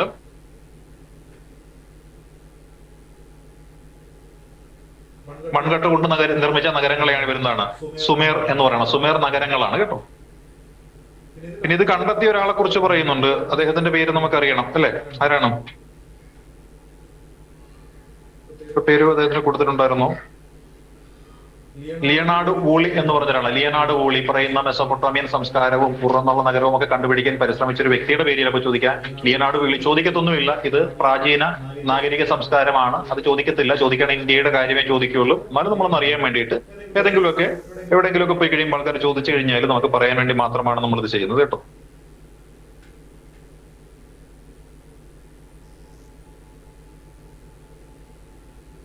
നമുക്കിനി ആദ്യത്തെ പോയിന്റ് ജസ്റ്റ് നിങ്ങൾ എടുത്തേക്കാം. അവിടെ നമുക്ക് ജസ്റ്റ് പറഞ്ഞു പോകാവുന്ന കാര്യങ്ങളേ ഉള്ളൂ. ഒന്നും മനസ്സിലാക്കേണ്ടത് മാത്രമേ ഉള്ളൂ. അവിടെ ഒന്നും തന്നെ നമ്മൾ ബൈഹാർട്ട് ചെയ്യേണ്ട കാര്യമില്ല. ആ കാര്യങ്ങൾ കൂടി എന്താണ്, നമുക്കൊരു 15-20 മിനിറ്റ് മതി ഇത് പോകാനായിട്ട്. ഇത് വെറും ഇൻട്രൊഡക്ഷൻ ക്ലാസ്സും കൂടിയാണ്. ആ മേഖലയ്ക്ക് വലിയ പ്രാധാന്യമൊന്നും കൊടുത്തു പഠിക്കേണ്ട കാര്യമില്ല. നമ്മൾ കണ്ടിട്ടുള്ള കാര്യങ്ങളാണ്. നമ്മുടെ ഓർമ്മ ഒന്ന് ഡെവലപ്പ് ചെയ്തെടുത്ത് ചെയ്യും. നിങ്ങൾ അത്രയും കാര്യങ്ങൾ കണ്ടിട്ടുള്ള ആൾക്കാരും, അല്ലെ? നമ്മളോട് നോക്കാൻ തരുന്നതാണ്. ആദ്യമായിട്ട് നമ്മൾ സെറ്റിൽമെന്റുകൾ എന്നാ പറയുന്നത്. എന്താണ് സെറ്റിൽമെന്റുകൾ? നമ്മളിപ്പോ പറഞ്ഞ സെറ്റിൽമെന്റുകൾ ഉണ്ടാകുന്ന ചരിത്രമാണ് പറഞ്ഞത്, അല്ലെ? നദീതീരങ്ങളിലാണ് ആളുകൾ തമ്പടിക്കുന്നത്. അങ്ങനെ തമ്പടിച്ചു വരുന്നതാണ് സെറ്റിൽമെന്റുകൾ എന്ന് പറയുന്നത്, അല്ലെ? അത് പിന്നീട് വളർന്ന് കൂടുതൽ ജനങ്ങൾ എത്തിക്കഴിയുമ്പോൾ എന്തായിട്ട് മാറും? നഗരമായിട്ട് മാറും. അപ്പോൾ ഒരു നിശ്ചിത എണ്ണത്തിൽ കൂടുതൽ ആളുകൾ അധിവസിക്കുന്ന അത്യാധുനിക രീതിയിലുള്ള സംവിധാനങ്ങളാൽ ജനങ്ങൾക്ക് ക്ഷേമം ചെയ്യപ്പെട്ടു കൊടുക്കുന്ന പ്രദേശങ്ങളെയാണ് നമ്മൾ നഗരം എന്ന് വിളിക്കുന്നത്. അത്യധികം ജനങ്ങൾ തിങ്ങി പാർക്കാത്തതും അത്യധികം ക്ഷേമ പ്രവർത്തനങ്ങൾ എത്തപ്പെടാത്തതുമായിട്ടുള്ള പിന്നോക്കം നിൽക്കുന്ന, അല്ലെ, ഉൾനാടൻ പ്രദേശങ്ങൾ നമ്മൾ വിളിക്കുന്നവരാണ് ഗ്രാമം എന്ന് വിളിക്കുന്നു. അപ്പൊ ഗ്രാമവും നഗരവും തമ്മിലുള്ള വ്യത്യാസം എന്താണെന്ന് അറിഞ്ഞു കഴിഞ്ഞാൽ എന്താണ് അർബനൈസേഷൻ നമുക്കറിയാം, അല്ലെ? സുഖ ലോലുപത കൂടുതലുള്ള, തൊഴിലവസരങ്ങൾ കൂടുതലുള്ള, അടിസ്ഥാന സൗകര്യങ്ങൾ കൂടുതലുള്ള, പശ്ചാത്തല സൗകര്യങ്ങളും അടിസ്ഥാന സൗകര്യങ്ങളും വികസനങ്ങളും കൂടുതലുള്ള ഒരു പ്രദേശം. അതാണ് നഗരം എന്ന് പറയുന്നത്. ഗ്രാമവും നഗരവും തമ്മിലുള്ള വ്യത്യാസം അതാണ്. മെട്രോ ഉള്ളത് എവിടെയാണ്? കൊച്ചിയിലാണുള്ളത്, അല്ലെ? അപ്പോ നമുക്കറിയാം, അല്ലെ? അതേപോലെ തന്നെ നമ്മൾ നോക്കിയാൽ എന്തായിരിക്കാം, സെസ് സ്പെഷ്യൽ എക്കണോമിക് സോൺ ഉള്ളത് എവിടെയാണ്? കൊച്ചിയിലാണുള്ളത് എന്ന് നമുക്കറിയാം, അല്ലെ? തുറമുഖമുള്ളത് എവിടെയാണുള്ളത്? കൊച്ചിയിലാണെന്ന് നമുക്കറിയാം, അല്ലെ? വിമാനത്താവളം ഉള്ളത് എവിടെയാണ്? കൊച്ചിയിലാണെന്ന്. അപ്പൊ എല്ലാ തരത്തിലുള്ള സൗകര്യങ്ങളും ഉള്ള ഒരു പ്രദേശമാണ് ഇത് നഗരമായിട്ട് രൂപപ്പെടുന്നത്. അടിസ്ഥാന സൗകര്യ വികസനങ്ങളുടെ കാര്യത്തിൽ പിന്നാക്കം നിൽക്കുന്ന പ്രദേശമാണ് ഇത് ഗ്രാമം എന്ന പേരിൽ അറിയപ്പെടുന്നത്. അപ്പോൾ ഒരു ഗ്രാമം എങ്ങനെ നഗരമായിട്ട് മാറ്റപ്പെടും, ആ നഗരം എങ്ങനെ ഭരിക്കപ്പെടും എന്നതാണ് അർബൻ ഗവേണൻസ് എന്ന് പറയുന്ന ഈ ഒരു ചാപ്റ്ററിൽ നമ്മൾ മനസ്സിലാക്കാനായിട്ട് ശ്രമിക്കേണ്ടത്, കേട്ടോ. അതുമായി ബന്ധപ്പെട്ടിട്ടുള്ള അത്യധികം പ്രാധാന്യം ഒന്നുമില്ലാത്ത കുറച്ച് കാര്യങ്ങളാണ് നമ്മൾ കടന്നു പോകാൻ പോകുന്നത്. അതിൽ നമ്മൾ നോക്കാൻ പോകുന്നത് എന്താണ്? വാസസ്ഥലങ്ങളെ കുറിച്ച് പറയുന്നുണ്ട്. എന്താണ് ഒരു വാസസ്ഥലം? നിർവചനം മാത്രം നോക്കിയാൽ മതി. എന്താണ്? ജനങ്ങള് തിങ്ങിപ്പാർക്കുന്ന പ്രദേശങ്ങൾ അല്ലെങ്കിൽ ജനങ്ങൾ വസിക്കുന്ന സ്ഥലത്തിനെയാണ് നമ്മളത് വാസസ്ഥലം എന്ന് പറയുന്നത്. ഈ വാസസ്ഥലങ്ങൾ എന്ത് ചെയ്യാൻ പറ്റും? നമുക്ക് പല ശ്രേണിയിൽ നമുക്ക് തരംതിരിക്കാൻ പറ്റും. നമ്മൾ കണ്ടിട്ടുണ്ടല്ലോ, പല ശ്രേണിയിൽ വാസസ്ഥലങ്ങൾ തരംതിരിക്കാൻ പറ്റും. അതിലൊന്നും എന്താ അറിയോ? നമ്മുടെ ധരിക്കാൻ കോമ്പാക്ട് അല്ലെങ്കിൽ ന്യൂക്ലിയേറ്റഡ് സെറ്റിൽമെന്റ്സ് എന്ന് പറയും. ജനങ്ങൾ തിങ്ങിപ്പാർക്കുന്ന പ്രദേശങ്ങൾ. നമ്മൾ ബാന്ദ്ര, അതുപോലെ തന്നെ അന്ധേരി എന്നൊക്കെ പറഞ്ഞ പ്രദേശമില്ലേ? ധാരാവി എന്നൊക്കെ കേട്ടിട്ടില്ലേ? എന്താണ് പ്രത്യേകത? ജനങ്ങൾ തിങ്ങിപ്പാർക്കുന്ന പ്രദേശമാണ്. അത്തരത്തിൽ ജനങ്ങൾ തിങ്ങിപ്പാർക്കുന്ന പ്രദേശത്തിനെയാണ് നമ്മൾ എന്ത് വിളിക്കുന്നത്? ഈ പറയുന്ന ആ കൂടുതൽ ജനങ്ങൾ തിങ്ങിപ്പാർക്കുന്ന പ്രദേശം നിബിഡ ജനവാസ കേന്ദ്രങ്ങൾ അതല്ലെങ്കിൽ ന്യൂക്ലിയേറ്റഡ് സെറ്റിൽമെന്റ്സ് എന്ന് വിളിക്കുന്നത് അതാണ്. ജനവാസ കേന്ദ്രങ്ങൾ നിബിഡമായിട്ടുള്ളതുണ്ടാവും അല്ലെ. പിന്നെയോ അത്രയ്ക്ക് തിങ്ങിപ്പാർക്കാത്ത അല്ലെ, ചിതറിത്തെറിച്ച് കിടക്കുന്ന ഒറ്റപ്പെട്ട് കിടക്കുന്ന പ്രദേശങ്ങളും ഒക്കെ ഉണ്ടാവും അല്ലെ. അത്തരത്തിലുള്ള പ്രദേശങ്ങളെയാണ് നമ്മൾ ഡിസ്പേഴ്സ്ഡ് സെറ്റിൽമെന്റ്സ് എന്ന് വിളിക്കുന്നത്. അപ്പം സെറ്റിൽമെന്റ്സ് എങ്ങനെ എന്ന് ചോദിച്ചാൽ പലതരത്തിലുണ്ട് എന്ന് നമ്മൾ ആദ്യം ഓർത്തേക്കുക. അതിലൊന്നാണെന്ത് ന്യൂക്ലിയേറ്റഡ്. ന്യൂക്ലിയേറ്റഡ് എന്താണ്? തിങ്ങിപ്പാർക്കുകയാണ്. നമ്മള് തിരക്കുള്ള ബസ്സിൽ യാത്ര ചെയ്യുന്ന എങ്ങനെയാണ്? ഇടിച്ചു കുത്തി തിങ്ങിയല്ലേ പോണത്. അതേപോലെ ആളുകൾ തിങ്ങിപ്പാർക്കുന്ന എവിടെയായിരിക്കും? വൻ നഗരങ്ങളിലായിരിക്കും, തൊഴിലവസരങ്ങളുള്ള സ്ഥലങ്ങൾ. അപ്പൊ അങ്ങനെ താമസിക്കുന്ന പ്രദേശങ്ങളിൽ ന്യൂക്ലിയേറ്റഡ്. ഇപ്പൊ ഈ ധാരാവി പോലെയുള്ള ചേരിയൊക്കെ എന്ന് വെച്ച് കഴിഞ്ഞാൽ എന്തായിരിക്കാം? ഒരു മുറി കിട്ടുക എന്ന് വെച്ചാൽ അവിടെ വലിയ കാര്യമാണെന്നാ പറയുന്നത്. അത്രയ്ക്ക് എന്താണ്, ഭയങ്കര കൺജസ്റ്റഡ് ആയിട്ടുള്ള ഏരിയ ആണ്. പക്ഷെ ഒരുപാട് സെറ്റിൽമെന്റ്സ് അവിടെ ഉണ്ട്, ലക്ഷക്കണക്കിന് ആൾക്കാർ അവിടെ താമസിക്കുന്നുണ്ടെന്നാണ് പറയുന്നത്. പിന്നെ നമ്മൾ നോക്കിയാൽ അടുത്ത് എന്തായിരിക്കാം? ഡിസ്പേഴ്സ്ഡ് സെറ്റിൽമെന്റ്സ് എന്ന് പറഞ്ഞു കഴിഞ്ഞാൽ എന്തായിരിക്കും കാണുക? പാർപ്പിടങ്ങൾ പരസ്പരം അകന്ന് സ്ഥിതി ചെയ്യുന്നതാണ് ഡിസ്പേഴ്സ്ഡ് സെറ്റിൽമെന്റ്സ് എന്ന് പറയുന്നത് അല്ലെ. അതേപോലെ ഈ പറയുന്ന ന്യൂക്ലിയേറ്റഡിന്റെ പ്രത്യേകത എന്തെന്ന് ചോദിച്ചാൽ ജനങ്ങൾ തമ്മിൽ അല്ലെങ്കിൽ ഇവിടെ തൊഴിലവസരങ്ങൾ കൂടുതലാണ്, ജനങ്ങൾക്ക് എല്ലാ തരത്തിലുള്ള അടിസ്ഥാന സൗകര്യങ്ങളും കൂടുതലുണ്ടെങ്കിൽ ജനങ്ങൾ അങ്ങോട്ടേക്ക് ആകർഷിക്കപ്പെടും. അങ്ങനെ അവിടെ ജനവാസം കൂടും അല്ലെ. അടിസ്ഥാന സൗകര്യങ്ങൾ ഒന്നുമില്ലാത്ത സ്ഥലത്ത് ജനങ്ങൾ എന്ത് ചെയ്യുന്നു? അധികം താല്പര്യം കാണിക്കില്ല. അങ്ങനെയുള്ള സ്ഥലത്ത് ഒരു ഗ്യാപ്പിട്ടുള്ള വീടുകൾ കാണുള്ളൂ. അതിനെയാണ് നമ്മൾ എന്ത് വിളിക്കുന്നത്? വിസരിത വാസസ്ഥലങ്ങൾ എന്ന് പേരിട്ടുകൊണ്ട് വിശേഷിപ്പിക്കുന്നത്. അതാണ് കേട്ടോ.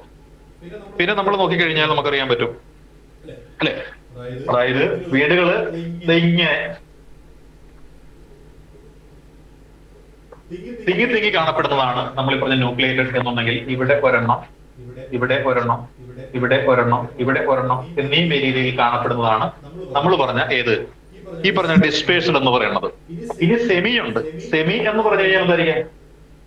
തിങ്ങിയിട്ടല്ല, എന്നാലും അടുത്തടുത്ത് കാണപ്പെടുന്ന വാസസ്ഥലങ്ങൾ, അതാണ് സെമി എന്ന് പറയുന്നത് അല്ലെ. നമ്മൾ നോക്കിയാല് ജമ്മു കാശ്മീർ, അരുണാചൽ പ്രദേശും ഒക്കെ ഇതേപോലത്തെ ഡിസ്പേഴ്സർ എന്ന് പറയാൻ പറ്റും. ബോംബെയും ചെന്നൈയും പോലുള്ള മെട്രോപൊളിറ്റൻ നഗരങ്ങൾ ഇതേപോലത്തെ ന്യൂക്ലിയേറ്റഡ് എന്ന് പറയാൻ പറ്റും. ഇതേപോലുള്ള ഏരിയ നമ്മളൊക്കെ താമസിക്കുന്ന പ്രദേശമുള്ള സെമി ന്യൂക്ലിയേറ്റഡ് എന്ന് നമുക്ക് പറയാൻ പറ്റുന്ന അർദ്ധ പ്രദേശങ്ങൾ എന്ന് പറയാൻ പറ്റും അല്ലെ. അതും അങ്ങനെയാണ്.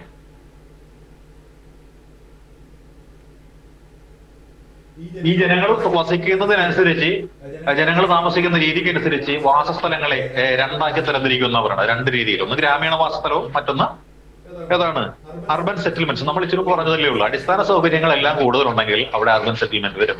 അടിസ്ഥാന സൗകര്യങ്ങൾ കുറവാണെങ്കിലും പ്രകൃതിയോടെ ആണെങ്കിൽ ജീവിക്കുന്ന തൊഴിൽ സാഹചര്യങ്ങളാണെങ്കിലും അവിടെ വരുന്നത് ഗ്രാമീണ സെറ്റിൽമെന്റ് ആയിരിക്കും അല്ലെ. മീൻ പിടിച്ച് ജീവനം നടത്തുക അല്ലെ, കൃഷി നടത്തുക, കന്നുകാലികളെ മേയ്ക്കുക, അതല്ലെങ്കിൽ മണ്ണുമായി ബന്ധപ്പെട്ടിട്ടുള്ള എന്തെങ്കിലും പ്രവർത്തനങ്ങളിൽ ഏർപ്പെടുക. ഇതൊക്കെയാണ് ഗ്രാമീണ മേഖലയിലേക്കുള്ള തൊഴിൽ സാധ്യതകൾ. ആ തൊഴിൽ ചെയ്യാൻ ഇഷ്ടമല്ലാത്ത ആൾക്കാർ എന്ത് ചെയ്യുന്നു? വൈറ്റ് കോളർ ജോബ് തേടിയിട്ട് നഗരങ്ങളിലേക്ക് പോകും. അങ്ങനെ നഗരങ്ങളിൽ എന്ന് പറയുന്നത് ജനസംഖ്യ കൂടി. ഇതാണ് അർബനൈസേഷൻ എന്ന് പറയുന്നത്.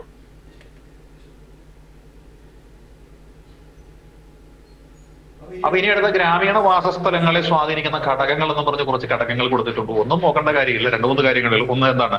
ജലലഭ്യത. നമുക്കറിയാം അല്ലെ, നദികളും തടാകങ്ങളും തുരുത്തുകളും അതിന്റെയൊക്കെ സമീപത്തായിരിക്കും മിക്കവാറും ഗ്രാമപ്രദേശങ്ങളിൽ അല്ലെ. ഗ്രാമങ്ങളിൽ മാത്രമല്ല ഈ കാര്യങ്ങളുള്ളൂ. നദികളും തടാകങ്ങളും ഒക്കെ ഗ്രാമങ്ങളിലേ ഉള്ളൂ അല്ലെ. നാട്ടിൻപുറം നന്മകളാൽ സമൃദ്ധം അല്ലെ. നാട്യപ്രധാനം നഗരം ദരിദ്രം, നാട്ടിൻപുറം നന്മകളാൽ സമൃദ്ധം എന്നൊക്കെയുള്ള വരികളൊക്കെ നമ്മൾ ഓർത്താൽ മതി. അപ്പൊ തോട്, അരുവി, തടാകങ്ങൾ ഇതിന്റെയൊക്കെ സമീപത്താണ് സാധാരണഗതിയിൽ എന്ത് വരിക? വാസസ്ഥലങ്ങൾ വരുന്നത് അല്ലെ. പിന്നെ ഭൂപ്രദേശം എന്ന് പറയുന്നത് നോക്കണം അല്ലെ. കൃഷിക്ക് അനുയോജ്യമായിട്ടുള്ള ഭൂമിയാണെന്നുണ്ടെങ്കിൽ എന്ത് ചെയ്യുന്നു? അവിടെ കൃഷിക്കാരായിട്ടുള്ള ആൾക്കാർ വരും. അവിടെയും ഒരു വാസസ്ഥലം രൂപപ്പെടും. ഗ്രാമപ്രദേശങ്ങളിൽ എങ്ങനെയാണ് വാസസ്ഥലങ്ങൾ രൂപപ്പെടുന്നത് എന്ന് ചോദിച്ചാൽ നദീതീരങ്ങളിൽ ജനങ്ങൾ താമസിക്കാനെത്തുമ്പോൾ അവിടെ ഒരു നദീതീര വാസസ്ഥാനം രൂപം കൊള്ളുന്നു അല്ലെ. സമതല പ്രദേശങ്ങളിൽ, ഫലഭൂയിഷ്ടമായിട്ടുള്ള പ്രദേശങ്ങളിൽ ജനങ്ങൾ കൂട്ടത്തോടുകൂടി താമസിക്കാൻ വരുമ്പോൾ ആ മേഖല ഒരു ഗ്രാമീണ കാർഷിക ഗ്രാമമായിട്ട് മാറ്റപ്പെടുന്നു അല്ലെ. പിന്നെ നോക്കിയാൽ ഉയർന്ന പ്രദേശങ്ങളുണ്ട്. അപ്പൊ ജീവനും സ്വത്തിനും നാശം വരാതിരിക്കാനും വെള്ളപ്പൊക്ക ഭീഷണി ഒഴിവാക്കുവാനും ശത്രുക്കളിൽ നിന്നുള്ള ആക്രമണങ്ങൾ ചെറുക്കുവാനും വന്യമൃഗങ്ങളിൽ നിന്നുള്ള ആക്രമണങ്ങൾ ചെറുക്കുവാനും ഒക്കെ ആൾക്കാർ എന്ത് ചെയ്യുന്നു? ഉയരം കൂടിയ പ്രദേശങ്ങളിൽ പോയി താമസിക്കാറുണ്ട്. അപ്പോൾ ഉയരം കൂടിയ പ്രദേശങ്ങളായിട്ടുള്ള മലമുകൾ അല്ലെങ്കിൽ മലമ്പ്രദേശങ്ങളിലൊക്കെ എന്ത് ചെയ്യുന്നു? അവിടെ ഒരു പുതിയ ഗ്രാമം അല്ലെങ്കിൽ ഒരു സെറ്റിൽമെന്റ് രൂപം കൊള്ളുന്നു. അപ്പൊ നദീതീരങ്ങളിൽ സെറ്റിൽമെന്റ് രൂപം കൊള്ളുന്നു, സമതല പ്രദേശങ്ങളിൽ സെറ്റിൽമെന്റ് രൂപം കൊള്ളുന്നു, കുന്നിൻപുറങ്ങളിലും സെറ്റിൽമെന്റുകൾ രൂപം കൊള്ളുന്നുണ്ട് അല്ലെ. പിന്നെയോ പിന്നത്തെ പ്രത്യേകത എന്ന് വെച്ചാൽ നിർമ്മാണ വസ്തുക്കൾ കിട്ടാൻ എളുപ്പമുള്ള സ്ഥലങ്ങളിൽ എന്ത് ചെയ്യുന്നു, ആൾക്കാർ താമസിക്കും. അല്ലെ, ഇപ്പൊ വീട് വെക്കാൻ പറ്റില്ല, അവിടെ ഒരു ഗുഹയുണ്ട്, എന്ത് ചെയ്യുന്നു, ആ കല്ല് വെട്ടി തുറന്നു കഴിഞ്ഞാൽ അത് താമസിക്കാൻ തുടങ്ങിയ ആൾക്കാർ അവിടെ താമസിക്കാൻ വരും. അങ്ങനെ ഈ ഗുഹകളിൽ ആൾക്കാർ താമസിച്ചിട്ട് ആദിവാസികളൊക്കെ ഉണ്ടല്ലേ, ഗുഹകള് അല്ലെങ്കിൽ ഈ ഈറ്റ പോലെ സാധനങ്ങളൊക്കെ കൂടി നിൽക്കുന്ന സ്ഥലത്ത് കെട്ടിയിട്ട് അവരവിടെ ഊരുണ്ടാക്കും. അല്ല, മണ്ണ് കുഴച്ച് ഉണ്ടാക്കാൻ പറ്റുന്ന സ്ഥലങ്ങളിൽ മണ്ണ് കുഴച്ച് വീടുണ്ടാക്കുന്നു. അങ്ങനെ നിർമ്മാണ സാമഗ്രികൾ കിട്ടുന്ന പ്രദേശങ്ങളിൽ എന്ത് ചെയ്യുന്നു, ആൾക്കാർ കൂട്ടത്തോടെ താമസിക്കാൻ വരും. കാര്യം ആ നിർമ്മാണ സാമഗ്രികൾ എടുത്തു കൊടുത്ത് കടത്തിയോ എങ്ങനെയെങ്കിലും അവർക്ക് ഉപജീവനത്തിനുള്ള മാർഗം കിട്ടുന്നുണ്ട്. അങ്ങനെയും അവരവിടെ എന്ത് ചെയ്യുന്നുണ്ട്, താമസത്തിന് വരുന്നുണ്ട്. അപ്പോൾ അവിടെയും താമസ പ്രദേശങ്ങൾ രൂപം കൊള്ളുന്നുണ്ട്. അതേപോലെ തന്നെ എന്തായിരിക്കാം, പ്രതിരോധം എന്ന് പറയുന്ന, അല്ലെ, പ്രതിരോധത്തിന് വേണ്ടിയിട്ട് ഇപ്പൊ കോട്ടകൾ എന്ന് പറഞ്ഞ് നിർമ്മിക്കുന്നതിന് വേണ്ടി ശത്രുരാജ്യങ്ങളിൽ നിന്നുള്ള ആക്രമണങ്ങളൊക്കെ ചെറുക്കാൻ വേണ്ടിയിട്ടാണ് കോട്ടകൾ എന്ന് പറയുന്ന സംവിധാനങ്ങൾ വരുന്നത്. അപ്പോൾ അങ്ങനെയുള്ള കോട്ടകൾ കെട്ടി അതിനകത്ത് ആൾക്കാർ താമസിക്കാൻ വരുമ്പോൾ എന്തായി, സെറ്റിൽമെന്റ് കുറച്ചുകൂടി എന്താ സ്ട്രോങ് ആയിട്ട് മാറ്റപ്പെടുകയാണ് കേട്ടോ.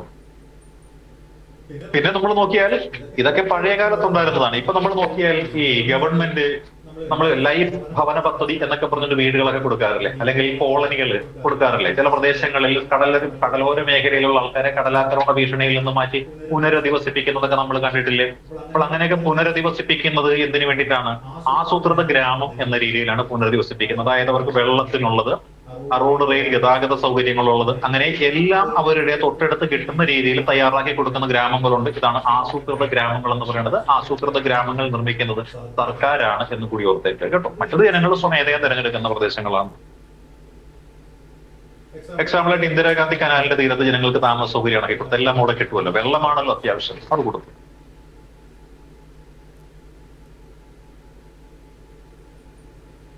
പിന്നെ ഗ്രാമീണ വാസസ്ഥലങ്ങളെ വർഗീകരിക്കാനായിട്ട് മാനദണ്ഡങ്ങളുണ്ടെന്നാ പറയണം. ഗ്രാമീണ വാസസ്ഥലങ്ങളെ വർഗീകരിക്കാനായിട്ട് മാനദണ്ഡങ്ങളുണ്ട്. ആ മാനദണ്ഡങ്ങൾ ഏത് എന്ന് ജസ്റ്റ് നമുക്ക് നോക്കാം, അല്ലെ. അപ്പൊ എന്താണ്, സ്ഥാനത്തിന്റെ അടിസ്ഥാനത്തിൽ നോക്കിക്കഴിഞ്ഞാൽ എന്തായിരിക്കാം, സമതല പ്രദേശത്താണോ, തീരപ്രദേശത്താണോ, വനമാണോ, മരുഭൂമിയാണോ, അല്ലെ, മരുഭൂമിയിലാണോ, വനപ്രദേശത്തിലാണോ, സമതലങ്ങളിലാണോ, തീരപ്രദേശങ്ങളിലാണോ ഈ ഗ്രാമങ്ങൾ എന്ന് നോക്കുമ്പോൾ വാസസ്ഥലത്തിന്റെ അടിസ്ഥാനത്തിൽ ഗ്രാമങ്ങളെ തരംതിരിച്ചു കഴിഞ്ഞു. ഇനി സേവനത്തിന്റെ അടിസ്ഥാനത്തിൽ നോക്കിക്കഴിഞ്ഞാൽ നമുക്ക് പറയാൻ പറ്റും അവർ ചെയ്യുന്ന തൊഴിലാണ്, അല്ലെ. എന്ത് തൊഴിലാണ്, അല്ലെ, കർഷകരാണോ, മുക്കുവരാണോ, ഇടയന്മാരാണോ, ആശാരി മരപ്പണിക്കാരാണോ എന്ന് നോക്കും, അല്ലെ. മരപ്പണിക്കാരുടെ ഗ്രാമങ്ങൾ കാണും, കല്ലുകൊത്തു പണിക്കാരുടെ ഗ്രാമങ്ങൾ കാണും, അല്ലെ, കുട നിർമ്മിക്കുന്ന ആൾക്കാരുടെ ഗ്രാമങ്ങൾ കാണും. ഇങ്ങനെയുള്ള പല പല ഗ്രാമങ്ങൾ. അപ്പൊ ചെയ്യുന്ന തൊഴിലിനനുസരിച്ച് എന്ത് ചെയ്യാൻ പറ്റും, ഗ്രാമങ്ങളെ തരംതിരിക്കാനായിട്ട് സാധിക്കും, അല്ലെ. പിന്നെ വാസസ്ഥലത്തിന്റെ ആകൃതിയുടെയും രൂപത്തിന്റെയും അടിസ്ഥാനത്തിൽ എന്ത് ചെയ്യാൻ പറ്റും, താമസ സ്ഥലങ്ങളെ വർഗീകരിക്കാനായിട്ട് പറ്റുമെന്നാണ് പറയുന്നത്. അത് ഒന്ന് നോക്കിയേക്കണം കേട്ടോ.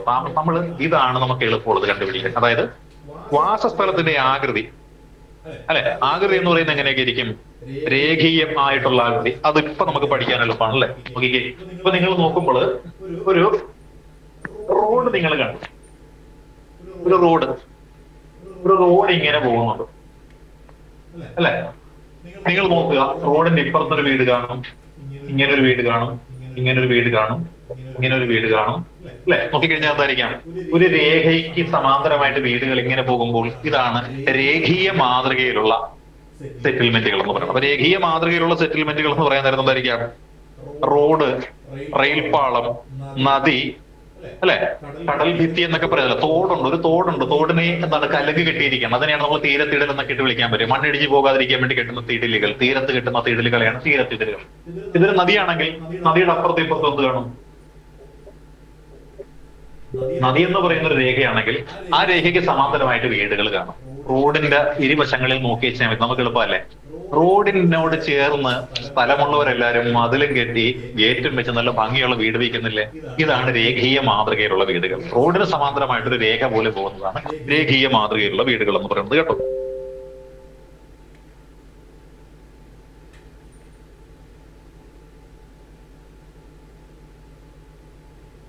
ഇനി ചതുര മാതൃക എന്ന് പറയാം. ചതുര മാതൃക, അല്ലെ. ചതുര മാതൃക എന്തെന്നറിയാവോ? പല മാതൃകയുണ്ടല്ലോ. ചതുര മാതൃകയുണ്ട്. ചതുരം നമുക്കറിയാം എന്താ, ഇങ്ങനെ, അതായത് ഇങ്ങനെ ഒരു റോഡ് പോകുന്നുണ്ട്, ഇങ്ങനെ ഒരു റോഡ് പോകുന്നുണ്ടെന്ന് കണക്കാക്കുക.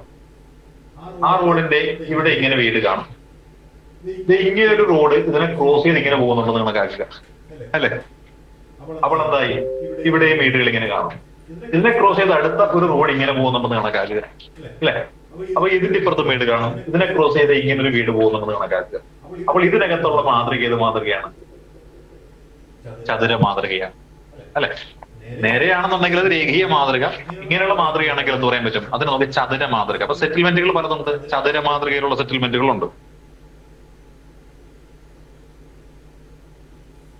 പിന്നെ വൃത്ത മാതൃകയിലുണ്ട്. വൃത്ത മാതൃക അല്ല, വൃത്തം.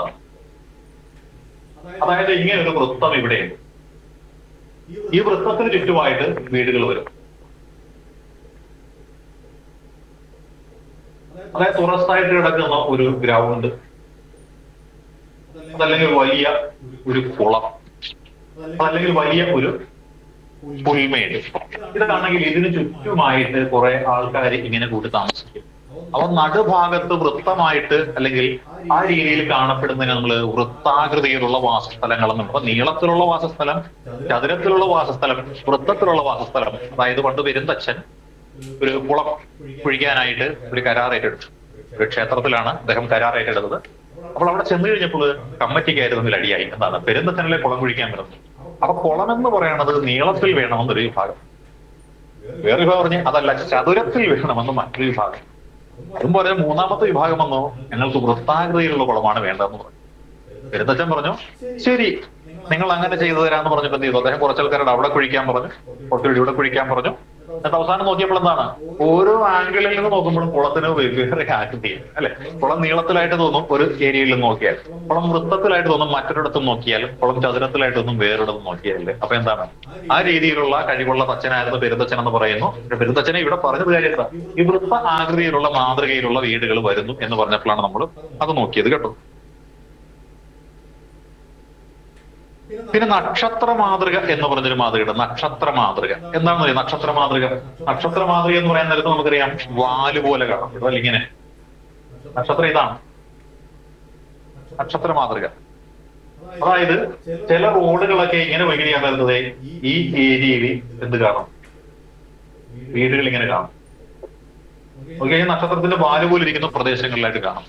ഇത് പ്രധാനമായിട്ട് ഈ വലിയ ജംഗ്ഷനുകളൊക്കെ കണ്ടിട്ടില്ല നിങ്ങൾ? ജംഗ്ഷനുകൾ, കടമുറി നോക്കി വെച്ചാൽ മതി. കടമുറികൾ, അതായത് വലിയൊരു ജംഗ്ഷനോട് ചേർന്നിട്ട് ഈ കടമുറികൾ എങ്ങനെയാണ് കാണുന്നത് കണ്ടിട്ടില്ല? ആ രീതിയിൽ നോക്കിയാൽ മതി. കടമുറികൾ കണ്ടില്ല? ഒരു 4 കുഴി ജംഗ്ഷനോ, അല്ലെങ്കിൽ 4 അല്ല, ഇപ്പം ഒരു ജംഗ്ഷനിൽ നമ്മൾ നോക്കിയാൽ ഇങ്ങനെ മാത്രമല്ല റോഡുള്ളത്, ഇങ്ങോട്ടും കാണും, ഇങ്ങോട്ടും കാണും, ഇങ്ങോട്ടും കാണും, ഇങ്ങോട്ടും കാണും. ഇങ്ങനത്തെ റോഡുകളൊക്കെ കണ്ടിട്ടുണ്ടോ നിങ്ങൾ? വലിയൊരു സ്കോർ കാണുന്നത് ഇത് ഇങ്ങോട്ടും കാണും. അപ്പൊ നോക്കിക്കഴിഞ്ഞാൽ നക്ഷത്രത്തിന്റെ കാല് പോലെ കടമുറികളാണ് നമുക്കുള്ളത്. വലിയ വീടുകളൊന്നും ഇപ്പോഴില്ല കേട്ടോ, എല്ലായിടത്തും കടമുറികളേ ഉള്ളൂ. എന്നാലും എന്താണ്, ആളുകൾ വസിക്കുമല്ലോ അവിടെ. അതുകൊണ്ട് ഇത്തരത്തിലുള്ള മാതൃകയെ നമ്മൾ വിളിക്കുന്ന പേരെന്താണ്? നക്ഷത്ര മാതൃക, അല്ലെങ്കിൽ സ്റ്റാർ ടൈപ്പ് സെറ്റിൽമെന്റ് എന്നാണ് വിളിക്കുന്നത്. ആളുകൾ താമസിക്കുന്ന പ്രത്യേക സംഭവങ്ങളാണ് അല്ലെ? നക്ഷത്രങ്ങൾ പോലെ 4 കുഴിയെ കൊലയ്ക്ക് പറയാൻ 6 കുഴി, 7 കുഴി, 8 കുഴിയെ കൊലകൾ കാണും. അപ്പോൾ ആ മേഖലയിലുള്ള കടമുറികളൊക്കെ നിങ്ങൾ ഓർത്താൽ മതി. അതിന്റെ ഒരു ആകാശ കാഴ്ച നോക്കിയാൽ മതി. നമ്മളിപ്പോ നോക്കിയാൽ നമുക്കൊന്നും തോന്നില്ല, നേരിട്ട് നോക്കിയാൽ. ഒന്ന് മുകളിൽ നിന്ന് നോക്കിയാൽ, അതല്ലെങ്കിൽ ഒരു 3-4 നില ഉയരമുള്ള കെട്ടിടത്തിന്റെ പുറത്ത് കയറുന്നിട്ട് നോക്കിക്കഴിഞ്ഞാൽ നമുക്ക് ഇതേ രീതിയിൽ കാണാനായിട്ട് സാധിക്കുന്നു കേട്ടോ. അതാണ് നക്ഷത്ര മാതൃക എന്ന് പറയുന്നത്. പിന്നെ വേറൊരു റോഡുണ്ട് കേട്ടോ, ടി ഷേപ്പ് മാതൃക എന്ന് പറയും. അതായത് ഇങ്ങനെ ഒരു റോഡ് ഇങ്ങനെ പോവുകയും ആ റോഡിൽ നിന്ന് ഒരു ബൈ റോഡ് ഇങ്ങനെ വരുന്നു എന്ന് കണക്കാക്കുക. അപ്പോൾ ആളുകള് ഇവിടെ താമസിക്കുന്നുണ്ട്, ഇവിടെ താമസിക്കുന്നുണ്ട്, ഇവിടെ താമസിക്കുന്നുണ്ട്, ഇവിടെ താമസിക്കുന്നുണ്ട്, ഇവിടെ താമസിക്കുന്നുണ്ട്, ഇവിടെയുണ്ട്, ഇവിടെയുണ്ട്, ഇവിടെയുണ്ട്, ഇവിടെയുണ്ട്, ഇവിടെയുണ്ട്, ഇവിടെയുണ്ട്, ഇവിടെയുണ്ട്, ഇവിടെയുണ്ട്. അത് കഴിഞ്ഞാൽ ഇതൊക്കെ ഒരു ടീയുടെ ഷേപ്പ് ആയില്ലേ? ഇതാണ് ടി ഷേപ്പ് വാസസ്ഥലങ്ങൾ എന്ന് പറയുന്നത്. ഇതാണ്, ഇങ്ങനെയാണ് ടി ആകൃതിയിലുള്ള വാസസ്ഥലങ്ങൾ ഉണ്ടാകുന്നത്. ഇങ്ങനെയാണ്. ഇനി അതേപോലെ മറ്റൊരു ആകൃതിയുണ്ട്, അതാണ് വൈ ഷേപ്പ് എന്ന് പറയുന്നത്. അതായത് ഒരു റോഡ് ഇങ്ങനെ വന്നു അല്ലെ, ഇങ്ങനെ പോകുന്ന റോഡാണ്. അപ്പൊ ഈ റോഡിൽ നിന്ന് വേറൊരു റോഡ് നമ്മളത് ഇങ്ങനെ അങ്ങോട്ട് സൃഷ്ടിച്ചു. ഇങ്ങനത്തെ റോഡ് നമ്മൾ കണ്ടിട്ടുണ്ട് അല്ലെ? അപ്പൊ ഇവിടെയും വീട് കാണും, ഇവിടെയും കാണും, ഇവിടെയും കാണും, ഇവിടെയും കാണും, ഇവിടെയും കാണും, ഇവിടെയും കാണും, ഇവിടെയും കാണും, ഇവിടെയും കാണും, ഇവിടെയും കാണും. നോക്കിയാൽ എന്തായാലും വൈ ഷേപ്പ് വാസസ്ഥലവും നമുക്ക് കിട്ടി, ഇപ്പം വി ഷേപ്പ് വാസസ്ഥലവും നമുക്ക് കിട്ടിയല്ലേ? ഇങ്ങനെ ഷേപ്പിൽ പലതരത്തിലുള്ള വാസസ്ഥലങ്ങൾ ഉണ്ടാകും കേട്ടോ. ഇനി വേറൊരു മാതൃകയുണ്ട്, കുരിശു മാതൃക എന്ന് പറയും. കുരിശു മാതൃകയിലുള്ള വീടുകൾ റോഡ് സൈഡ് നമ്മൾ കണ്ടിട്ടുള്ളതാണ്. കാര്യങ്ങൾ എന്താണ് കുരിശു മാതൃക എന്ന് പറയാൻ നേരം നമുക്ക് വളരെ എളുപ്പമാണ്. എന്താണ്, ഒരു റോഡ് നമ്മൾ നേരെ അങ്ങോട്ട് ഓടിക്കുക, ഒരു റോഡ് നമ്മൾ നേരെ ഇങ്ങോട്ട് ഓടിച്ചു. ഈ റോഡിനെ വേറൊരു റോഡ് ഇങ്ങനെ ക്രോസ് ചെയ്തു. എന്തായി? ഒരു കുരിശായില്ലേ? ഇതിന്റെ ഇവിടെയും ഇവിടെയും ഇവിടെയും ഇവിടെയും ഇവിടെയും ഇവിടെയും ഇവിടെയും ഒക്കെ ഇങ്ങനെ വാസസ്ഥലങ്ങൾ ഉണ്ടെന്ന് വയ്ക്കുക. അപ്പൊ എന്ത് മാതൃകയായി ഇത് കുരിശ് മാതൃകയായി. അപ്പൊ കുരിശ് മാതൃകയിലുള്ള വാസസ്ഥലങ്ങളുണ്ട്, തീ മാതൃകയിലുള്ളതും വൈ മാതൃകയിലുള്ളതും നക്ഷത്ര മാതൃകയിലുള്ളതും ചതുരത്തിലുള്ളതും വട്ടത്തിലുള്ളതും നീളത്തിലുള്ളതും ഒക്കെ നമ്മൾ മാതൃകകളായിട്ട് നമുക്ക് കണക്കാക്കാൻ സാധിക്കുന്നുണ്ട് കേട്ടോ. ഇനി നമ്മൾ നോക്കിയാല് ഇതെല്ലാം എവിടെയാണ്? ഗ്രാമങ്ങളിലും നഗരപ്രദേശങ്ങളിലും ഒക്കെ നമുക്ക് കാണാൻ സാധിക്കുന്ന സെറ്റിൽമെന്റുകളാണ് ഈ പറഞ്ഞിട്ടുള്ള സെറ്റിൽമെന്റുകൾ. അതായത് ആൾക്കാര് സെറ്റിൽമെന്റ് ഉണ്ടാക്കുന്ന രീതി നദിയുടെ തീരത്ത് പോയി താമസിച്ച് കഴിയാൻ നേരത്ത് നദീതീര സെറ്റിൽമെന്റുകളായി, അല്ലെ? സമതല പ്രദേശങ്ങളിൽ താമസിച്ച് കഴിയാൻ നേരത്ത് എന്തായി? കാർഷിക മേഖലയ്ക്ക് പ്രാധാന്യമുള്ള സെറ്റിൽമെന്റുകളായി. കുന്നിൻപുറങ്ങളിൽ താമസിച്ച് കഴിയാൻ നേരത്ത് എന്തായി? ആ കുന്നിൻപുറങ്ങളിലുള്ള സെറ്റിൽമെന്റുകൾ നമുക്കായി വരും, അല്ലെ? അതേപോലെ വീണ്ടും ഇപ്പുറത്ത് നോക്കി കഴിഞ്ഞാൽ റോഡ് സൈഡിലാണ് താമസിക്കണമെന്നുണ്ടെങ്കിൽ ഈ രീതിയിലുള്ള സെറ്റിൽമെന്റുകളും നമുക്ക് കൈവരുന്നതാണ് കേട്ടോ. ഇനി അതേ നോക്കിയാൽ അർബൻ സെറ്റിൽമെന്റ് എന്നാ പറയുന്നത്. അർബൻ സെറ്റിൽമെന്റ് വെച്ചാൽ എന്താണ്? കാർഷികേതരമായിട്ടുള്ള ആവശ്യങ്ങൾക്ക് വേണ്ടി ആളുകൾ തിങ്ങിപ്പാർക്കുന്ന പ്രദേശങ്ങളും അതിനെയാണ് നമ്മൾ കാർഷിക സെറ്റിൽമെന്റുകൾ അല്ലാത്ത ഏരിയ, അതിനെയാണ് നമ്മൾ അർബൻ സെറ്റിൽമെന്റുകൾ എന്ന് വിളിക്കുന്നത്. അപ്പോൾ വ്യാവസായിക മേഖലയിൽ തൊഴിലെടുക്കാൻ പോകുന്ന ആൾക്കാരെയാണ് നമ്മൾ ഇതുകൊണ്ട് ഉദ്ദേശിക്കുന്നത് കേട്ടോ. ഇവിടുത്തെ പ്രത്യേകത എന്ന് വെച്ചാൽ എന്തായിരിക്കാം? ഓരോ പ്രദേശങ്ങളിൽ ഓരോരോ പ്രത്യേകതകളുള്ളത്. ഇപ്പൊ ജനസംഖ്യ അടിസ്ഥാനപ്പെടുത്തിയിട്ടാണ് നഗരമായിട്ട് അതിനെ പ്രഖ്യാപിക്കുന്നത്. അതായത് ജനസാന്ദ്രത കൂടിയ നഗരങ്ങൾ കാണും, ജനസാന്ദ്രത കുറഞ്ഞ നഗരങ്ങൾ കാണും. ഓരോ രാജ്യത്തും ഓരോരോ അളവാണ് ഈ നഗരമായിട്ട് പ്രഖ്യാപിക്കുന്നതിന് മാനദണ്ഡമായിട്ട് കണക്കാക്കുന്നത് കേട്ടോ. നമ്മൾ നോക്കിയ ഡെൻമാർക്ക്, സ്വീഡനും ഫിൻലാൻഡ് മുതലായ രാജ്യങ്ങളിൽ 250 കൂടുതൽ ജനസംഖ്യ ഉണ്ടെങ്കിൽ അതിന് എന്ത് ചെയ്യുന്നു? അവരൊരു നഗരമായിട്ട് കാണാം. 250 ഒരു സ്ക്വയർ കിലോമീറ്ററിൽ 250 പേർ കൂടുതലുണ്ടെങ്കിൽ അത് നഗരമായിട്ട് വരും. ഇന്ത്യയിലാണെന്നുണ്ടെങ്കിൽ എന്ത് വേണം? 5000 പേര് വേണം. ജപ്പാനിലാണെങ്കിൽ 3000 പേര് വേണം. അമേരിക്കൻ ഐക്യനാടുകളിൽ 2500, കൊളംബിയയിൽ 1500 എന്നൊക്കെയാണ് പറയുന്നത്, അല്ലെ? പിന്നെയോ തൊഴിൽ ഘടന അവിടെ പ്രധാനമാണ്. തൊഴിൽ ഘടന, അല്ലെ? പ്രധാന ജനസംഖ്യാ പ്രവർത്തനം എന്ന് പറയുന്നത് എന്താണ്? അവർക്ക് തൊഴിൽ കിട്ടുന്ന ഏരിയയിലെ അവർ താമസിക്കുകയുള്ളൂ. അപ്പൊ നഗരപ്രദേശങ്ങളിൽ കൂടുതൽ തൊഴിലവസരങ്ങളുണ്ടെന്ന് ജനങ്ങൾ അവിടെ തിങ്ങിപ്പാർക്കാനുള്ള പ്രവണത കാണിക്കുന്നത് കൊണ്ട് അത് തൊഴിൽപരമായിട്ട് പറയാം. പിന്നെയോ ഭരണ സംവിധാനം നമ്മൾ നോക്കി കഴിഞ്ഞാൽ എന്തായിരിക്കാം? ഈ ഭരണ സംവിധാനം എന്ന് പറയുന്നത് വളരെ പ്രധാനപ്പെട്ട കാര്യമായിട്ട് പറയുന്നുണ്ട്. അപ്പൊ നമ്മുടെ ഇന്ത്യയിൽ മുനിസിപ്പാലിറ്റി എന്നും കോർപ്പറേഷൻ എന്നൊക്കെ വിളിക്കുന്നുണ്ട്, ചിലതിനെ പഞ്ചായത്ത് എന്നും വിളിക്കുന്നുണ്ട്. അപ്പൊ ജനസംഖ്യ കൂടിക്കഴിഞ്ഞാൽ അത് മുനിസിപ്പാലിറ്റി ആയിട്ട് മാറും, അല്ലെങ്കിൽ ജനസംഖ്യ കുറവാണെന്നുണ്ടെങ്കിൽ അത് പഞ്ചായത്തായിട്ട് മാറും. ജനസംഖ്യ കൂടിയ മുനിസിപ്പാലിറ്റിയിലെ ജനസംഖ്യ കൂടിക്കഴിഞ്ഞാൽ അതിനെ നമുക്ക് പ്രഖ്യാപിക്കും, അതിനെ കോർപ്പറേഷൻ ആയിട്ടും പ്രഖ്യാപിക്കുമെന്ന് നമുക്കറിയാം. പിന്നെ നോക്കിയ സ്ഥാനമാണ്, അല്ലെ? അവർ നൽകുന്ന സേവനങ്ങളൊക്കെ ആയിട്ടാണ് ബന്ധപ്പെട്ടിരിക്കുന്നത് നമുക്കറിയാം. അപ്പം പ്രകൃതിദത്തമായിട്ടുള്ള പ്രതിരോധമൊക്കെയുള്ള ഒരു ഏരിയ ഉണ്ട്. അപ്പം നമ്മൾ നോക്കിയ കുന്നുംപുറങ്ങളിലുള്ള അല്ലെങ്കിൽ സമുദ്ര തീരങ്ങളിലുള്ള നഗരങ്ങൾക്കൊക്കെ എന്തായിരിക്കും അതിൻ്റെതായിട്ടുള്ള ഒരു പ്രത്യേകതയൊക്കെ ഉണ്ടാകുമെന്നറിയുക.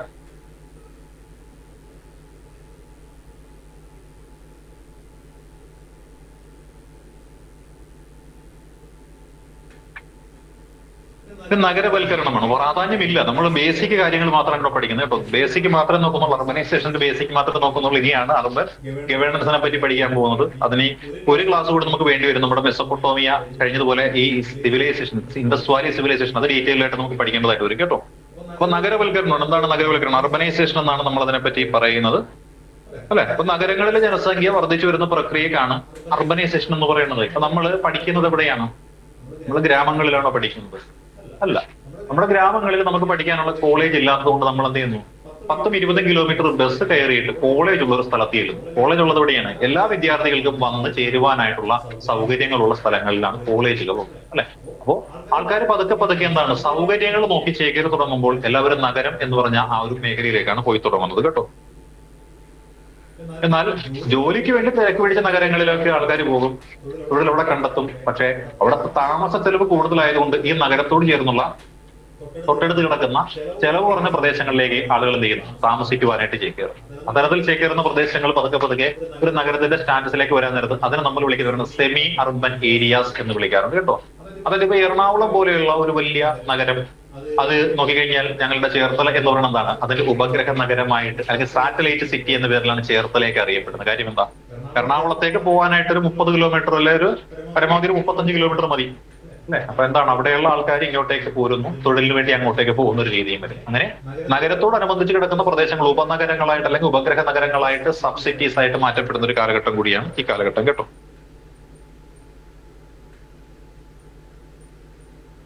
അപ്പൊ ഇതാണ് നമ്മുടെ ഈ അർബനൈസേഷൻ എന്ന് പറഞ്ഞ മേഖലയുമായി ബന്ധപ്പെട്ടുകൊണ്ട് നോക്കിയ കുറച്ച് ബേസിക് ആയിട്ടുള്ള കാര്യങ്ങൾ. ഇത്ര മാത്രമേ ഉള്ളൂ, കാര്യമായിട്ടൊന്നും നോക്കേണ്ടതില്ല.